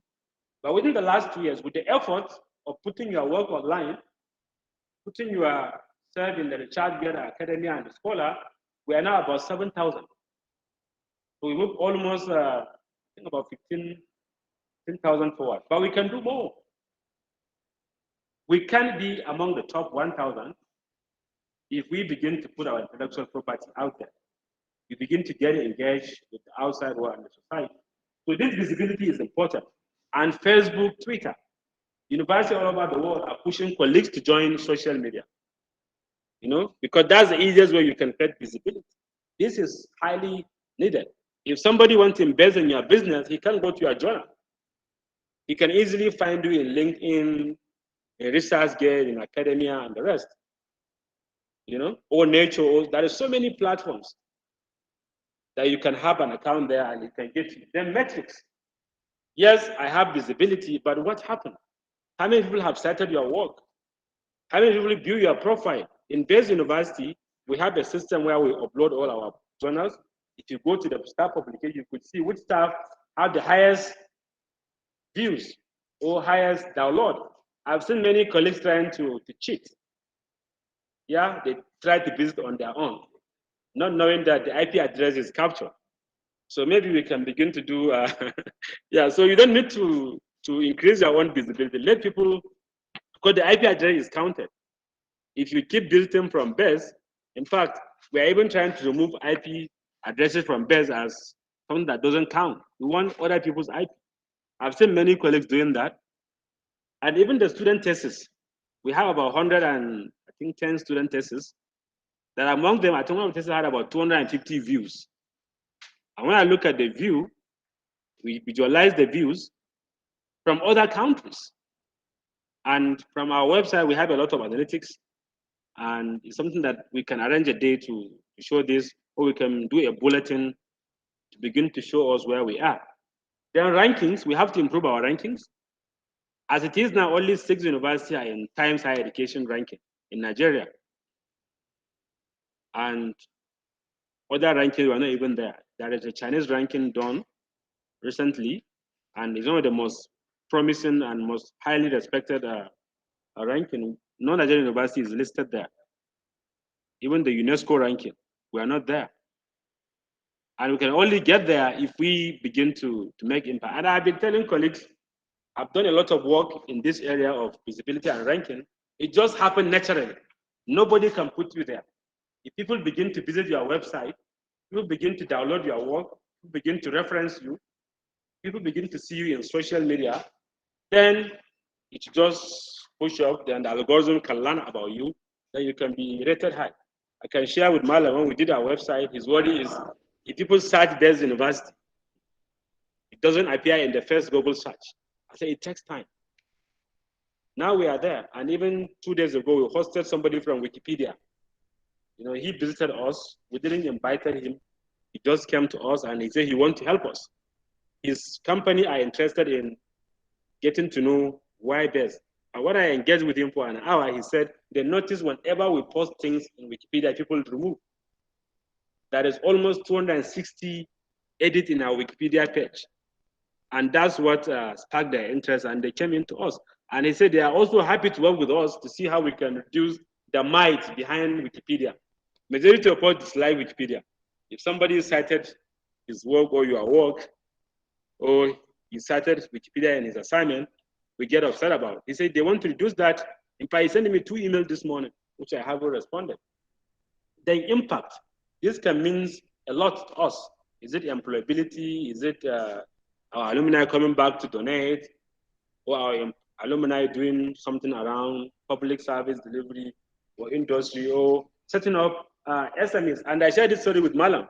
My university, where I go, their selling point for this year is what? The most entrepreneurship university in the UK. I mean, entrepreneurship city in the world. Portsmouth is the most entrepreneurship city in the world in 2020. And that's just their selling point. If you go to their website, you see, come and learn in the entrepreneurship city of the UK. And that is it. That's their selling point. So it's an impact. And that happened because as a result of the work of the university. But the university is accelerating a lot of this council effort. Then contract. We need to see us signing contract with ministries, with government agencies, with United Nations agencies, with people that have small businesses. We need to sign contract. That can translate Naira and Kobo. We can't just be where we are now. You have knowledge, but you still can't afford decent life. Only in this part of the world you can still see teachers and lecturers are poor. We are not poor because we have knowledge. And not poor in terms of money. You may not have money, but you could be happy that you have invented something that is adding value to the society. All these stories that we are citing in our work, somebody did them. And they're always happy. I was privileged to meet Amitya Sen. He's an Indian guy. He talk about development as a freedom. And he's excited. I was privileged to meet Sir Tim Berners-Lee, the founder of the World Wide Web. He's not happy. World Wide Web is hijacked by capitalists. He's not happy. And he said he's thinking of doing another web. He made a mistake. He didn't make the money. He's not among the top billionaires. But he invented the World Wide Web. Mark Zuckerberg and they read on his own work. And it just goes back to him. Aisha, teacher in her university, Sir Nigel Shibot, is his friend. You know, the two guys started the open data initiative in the UK. They are poor. When you see their issues is even one up. I meet them, I've talked to them, but they look happy. They don't have money, but they are happy. Same way with Job Walsham of George Business School. And even the guy we hosted, Professor Hillary, if you see, you can't believe it's him. He's sitting on top of over 120 million Duke Energy Research Grant Fund. And many of our colleagues, Katempe and the rest, and so they are happy, they are adding value, and they are like us. And most of the things we do, we already have way to scale them up. Katempe had 9 patents, and he commercialized 3. He was here with us on Friday, I think Friday or Thursday. He met the VC. He said all his 9 patents come from his MSc and from his undergraduate thesis at ABU. All his thesis, all his patents. And he's getting royalty from all over the world. So we have all what it takes, but we just decide not to. And income, we need to begin to show in our balance sheet, not 100% from tuition. That have to change. So this is ways the university made an impact. And if you begin to do this, then we can rank well in the global ranking. And this is just the last slide. For immediate, we plan to run this workshop.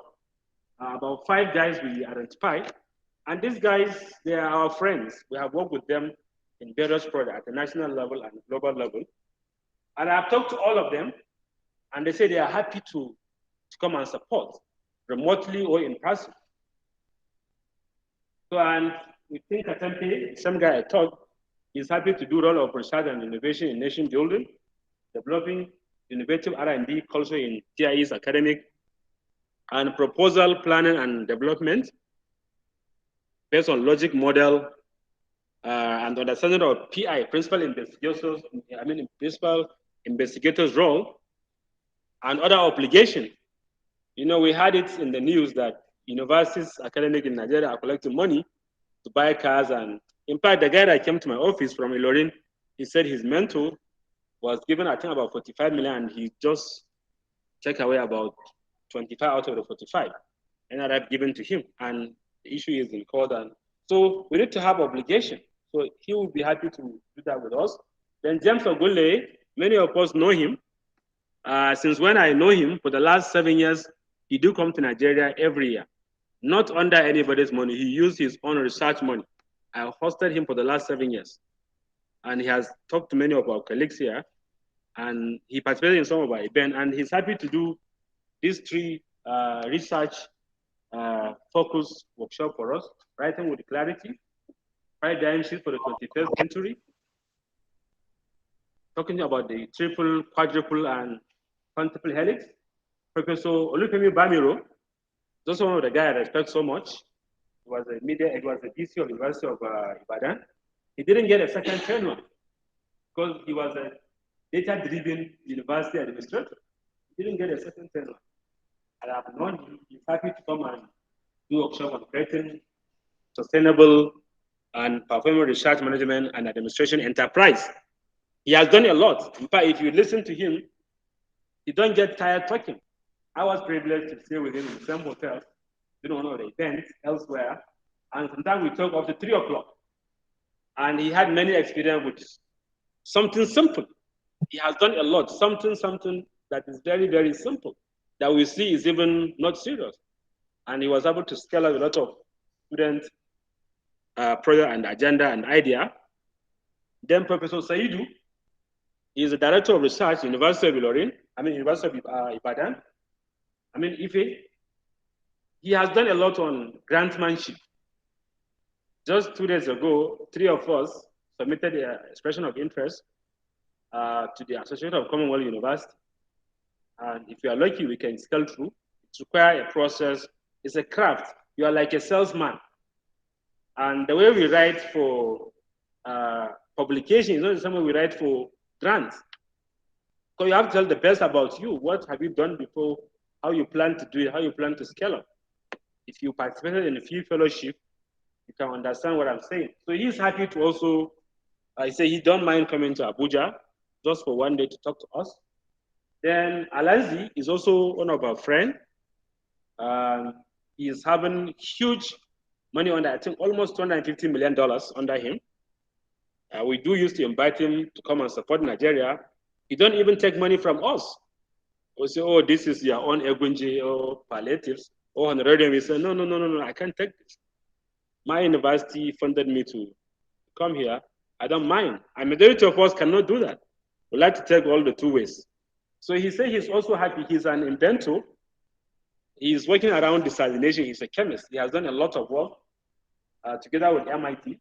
I think he's also one of our friend Bamanga at the University of Web, and he's happy to come together with Bamanga. In fact, he has been looking for opportunity to come to Nigeria. Then Professor Hillary, Professor Pankam link us with him, and he has been passionate about BASE. In fact, he sent email to us, Prof, almost every day. And I get excited about what he sent. So these guys, we believe we can begin to learn from them. And if you have any person you want us to invite, please let us do it. We are hoping from next semester, we can do maybe weekly 1 hour seminar, maybe 2 hours online, and we can record, then we can share even if colleagues are not available to participate. So I will stop here and I'll open the floor for questions. Maybe if the DC is online, I'm sure he can give his remark. So thank you very much for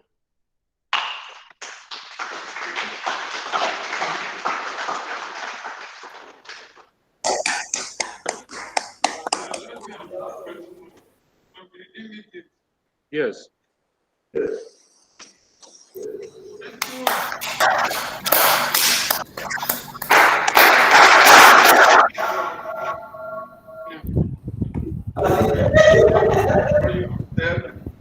This is what Moses, thank you. A great interaction so as to the build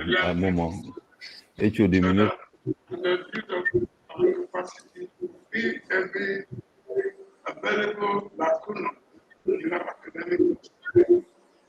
But having said that, I just want to react to the area where we students not be happy. And I was glad to hear that statement from you because you're also privileged to be one of the recognized persons in the university.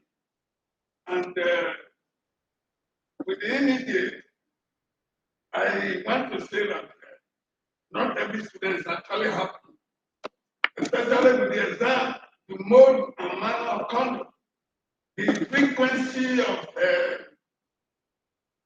changes on the exam procedure, exam process, timetable, inclusive, and so on. This year, they had not less than 3 to 4 calls from different students complaining, what are we doing? What is all this?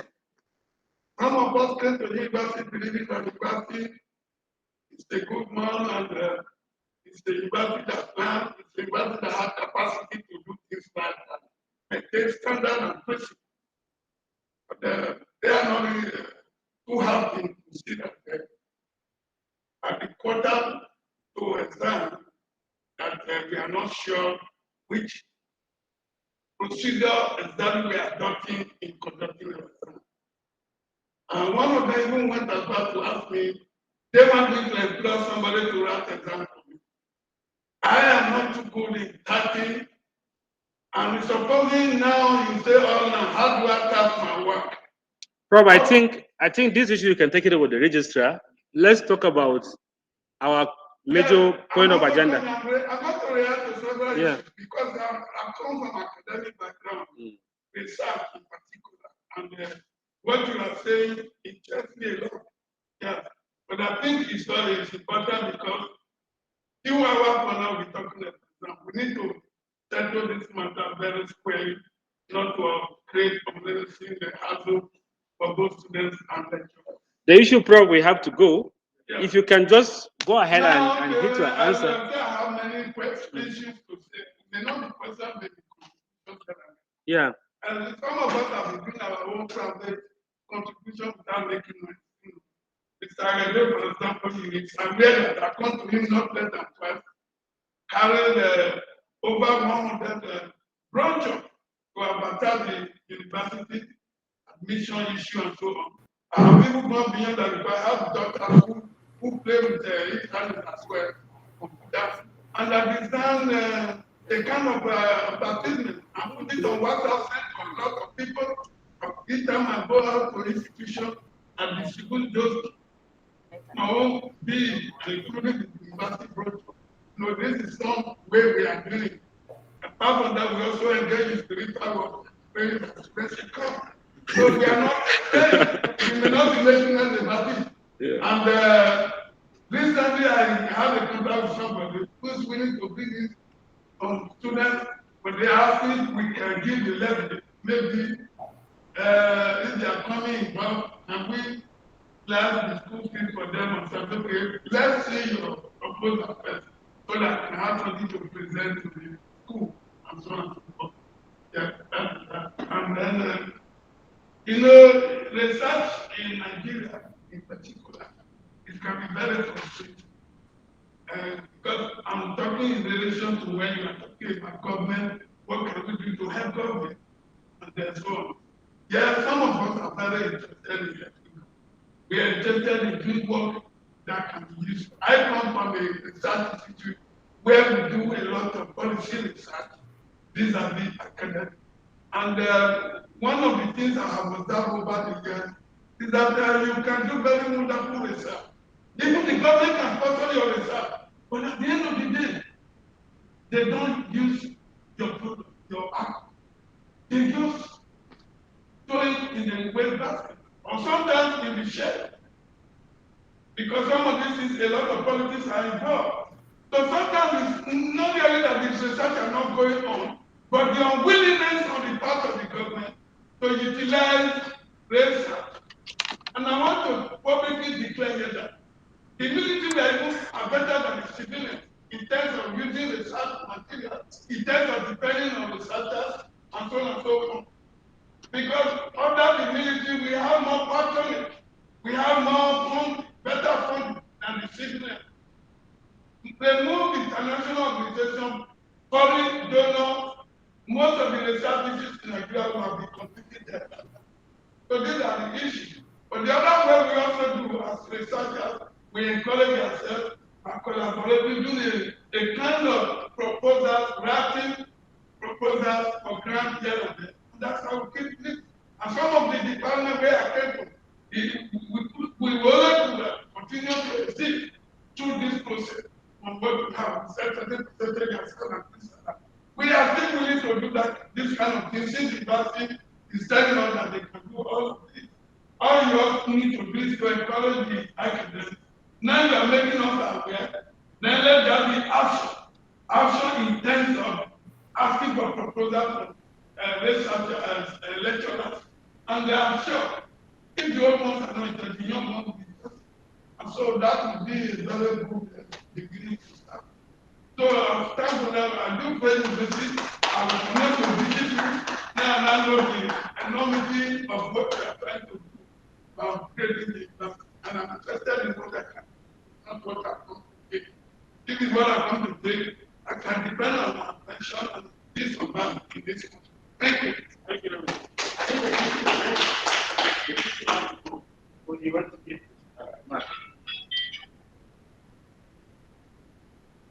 Sir, you have the floor.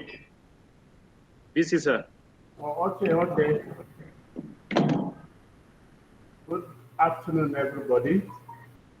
I can see, I think about 36 people participated in this program. And I want to thank our BBC IT Research and Innovation for hosting this program. I was there in the morning, hoping to be able to give some introductory remarks and set the tone for the questions. But unfortunately, there were not too many people at that time. So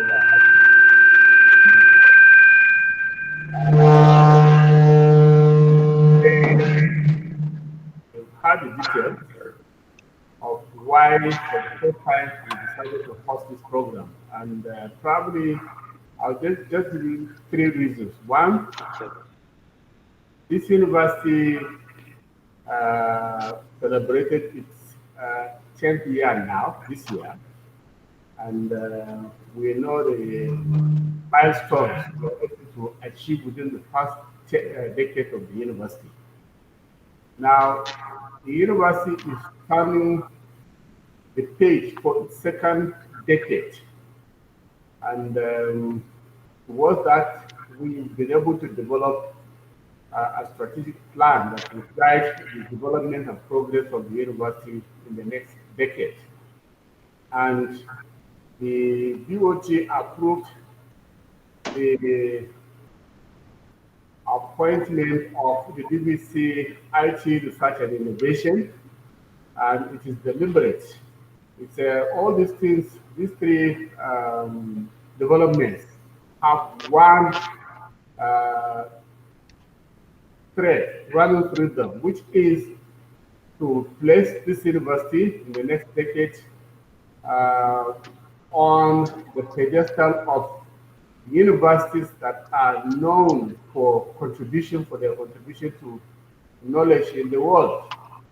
And this can only be done through research and innovation and contribution to knowledge, research that leads to development. And even if we have 20, 30,000 students, we can remain in a corner without being known. But if we're able to leave a mark on our ability to think through, in areas of knowledge, before you know it, this university can easily break into the top 1,000 or top 500, or even a smaller number of universities that are making progress in the world. So this is what we wish to pursue in this decade. And of course, this can only be done, as we said, through incentivizing our staff to focus on research activities and innovation. And we are not just leaving you on your own. We are providing support and necessary exploring opportunities both within and especially outside. Unknown to a lot of people, there are a lot of opportunities out there which we can tap from, and a lot of platforms which are out there to help with capacity development, with exploration of those opportunities which are out there. And we also have a whole range of data which I'm sure the BBC IT must have mentioned, which can help us participate in these activities. And then not only will it increase or enhance our capacity as a university and as individual researchers, scholars in the university, it will also help us to bring out students who are industry ready, and with a spin-off that before we know it, all our programs will be oversubscribed. So you see that it's a win-win situation for all of us. So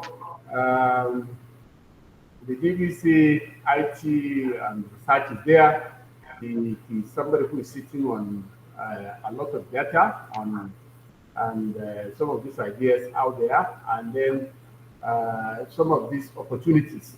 So in the days and months and years to come, please, we want to encourage everybody to put on his or her thinking cap and be part of this new development, new stage that we are opening for the university. For instance, I give you two examples. Right here before me are proposals, submissions from a firm in the US that will enable us establish a laboratory for blockchain and AI industry technology in this university to be the first in, I believe, in West Africa.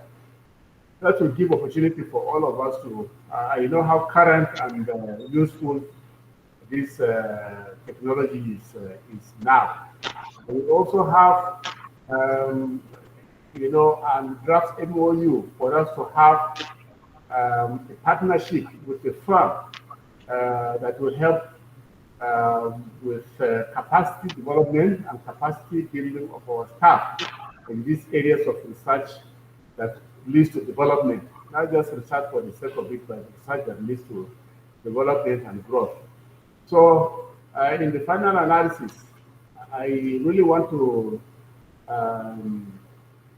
thank everybody who participated in this program, and then keep your eyes and ears open for these opportunities that will come up, and be part of this, be part of the vanguard, and be a contributor to knowledge, so that in the next 5 years, or even we'll be having periodic benchmarking anyway to see, to monitor progress, and so that by the time we are making assessing progress, we will be having most of you here,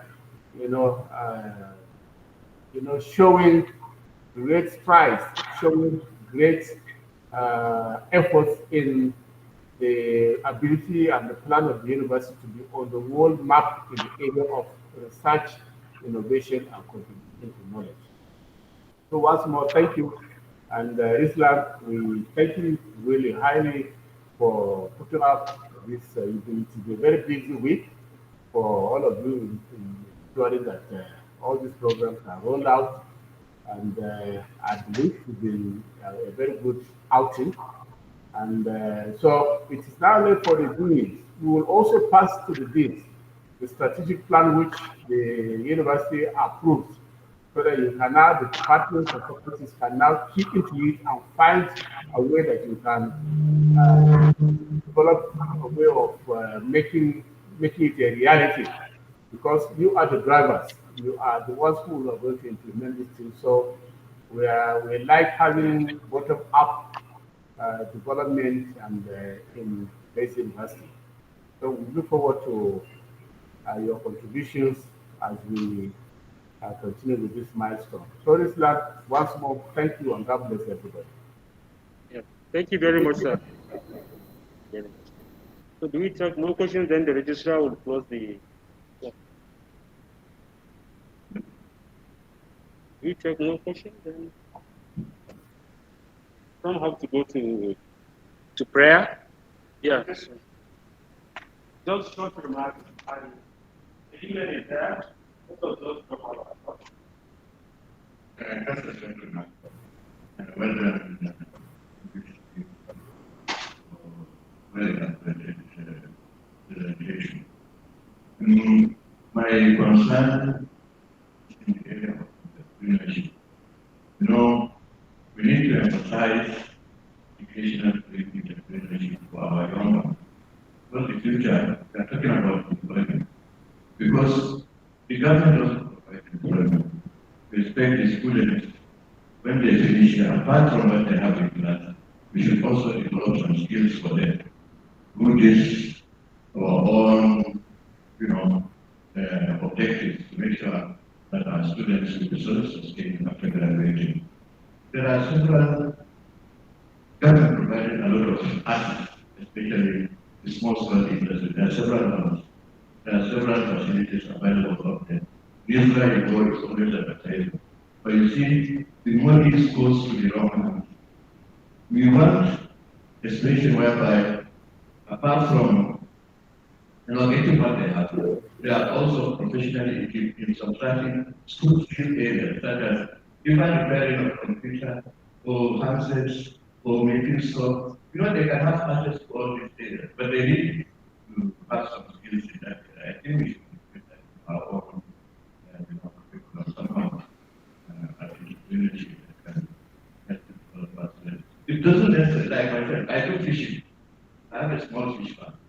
Just on experimental base, but you don't know why before because the future is not so bright for all of us. So we need to prepare and everything. Thank you very much. I have a very excellent question from Professor Bala. Can you please beautifully make available list of plans of assets, population, and that one you give private investors. So we have to go as the best what have this strong experience. We have seen many universities that often provide that lot of time. Then why department not allowed work credit? We do that. I remember this academic public activities made their own website. Unfortunately, many people do that. But as I've said, previous workshop we had, website is open and it's not even programming based. Anybody can post it. So you are happy to set up how to do that. Then the idea is that you need any software construction. You can give you a game idea. Then, yeah, I think yeah, the other about can someone do research the workload of this? The BC have said it in our last meeting. If you have any research plan, and you need to have some time, you have to be able to help you given time. It's said earlier, if I remember, in kind of our colleagues are going fellowship, various universities. If you have any agenda, think about it. Let's see if we can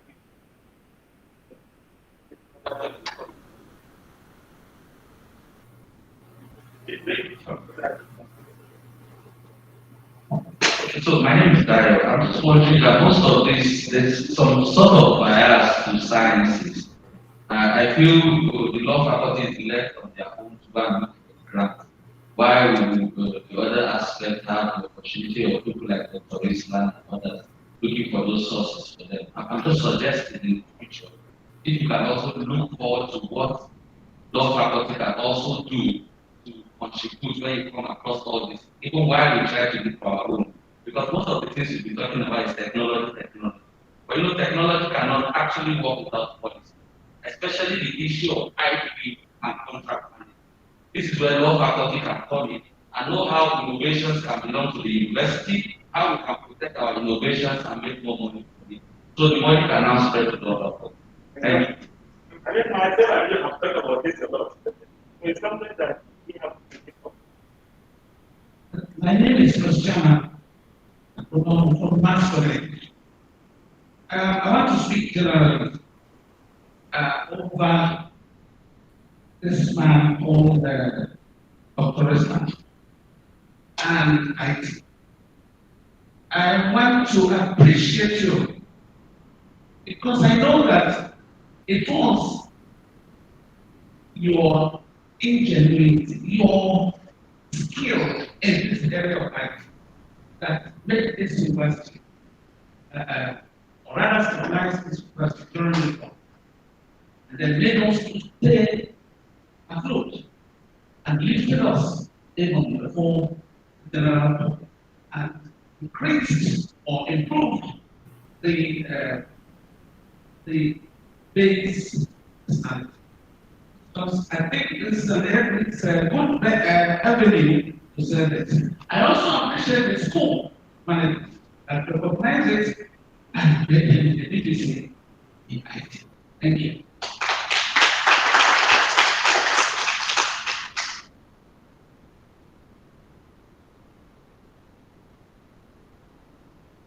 So I think the minister is doing what one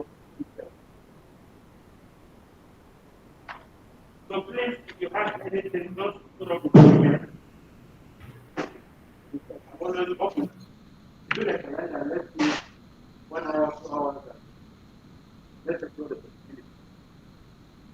Good afternoon to you all. I may not have much to say. Actually, we've run out of time. But most especially, I think it's important to appreciate our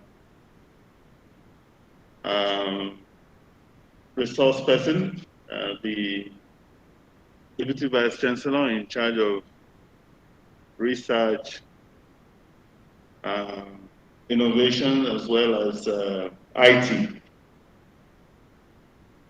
This certainly is an eye-opener for many, and is going to be a continuous thing in the life of this university. Most universities make more money from grants and endowments and the rest of them than they make from school fees or even loans. So this is an avenue that we definitely will have to explore. I want to thank the VC for making out time to give us his goodwill message and even allowing us through this platform to know some of the things that he's planning to execute as we move into the second decade of Bayes University.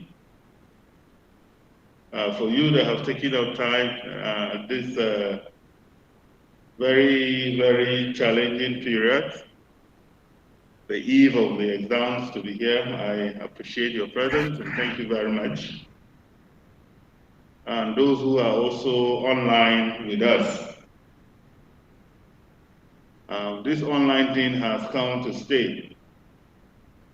This is a typical example of what will likely be the future of education globally. People are talking more about blended learning, which means some of it will be done physically and some of it will be done online. And just like the exams we're taking this semester, is also in a blended form, some of it physically and some of it to be done online, definitely for obvious reasons. We want staff to appreciate the efforts put by the university towards conducting these exams and do their own bit by cooperating with us to get things done accordingly. Most importantly is the fact that from available data that we have collected from 20A, 20B, 20C, and 21A, nothing shows that the students do any better when they write their exams online. The performance, the data, the statistics speaks for itself. So we shouldn't continue resisting change because we have a notion that students cheat or they do better with the online exams. If you really talk to the students, they dread it. So it is not that we are also bent on doing it, it's just that we cannot afford to be careless at this time when many states are beginning to open their isolation centers and the third wave of COVID-19 is becoming a reality on our faces, particularly noting the fact that only 1% of Nigerians have been vaccinated so far. The truth and the fact of this matter is that we can never be too careful. And as a responsible university, we must put in place all the necessary checks and balance to ensure that everything goes on smoothly.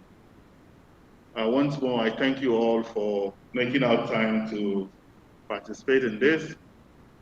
And I wish that we'll continue having this as regularly as the DVC has said. And within 6 months to a year, some of you will start winning these grants and having the resources to contribute to the development and growth of research and innovation in the university. Thank you very much.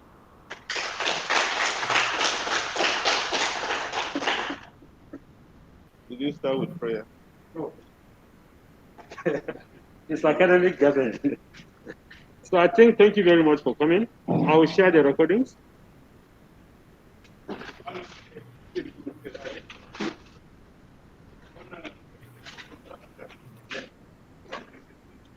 Thank you, sir. Thank you, Thank you, sir. That was good of you. Yeah, thank you, sir. Thank you, sir. Okay. Yeah. Thank you very much, sir. Great work. Thank you, sir. You have to do it. Sure. Thank you, sir. Guide.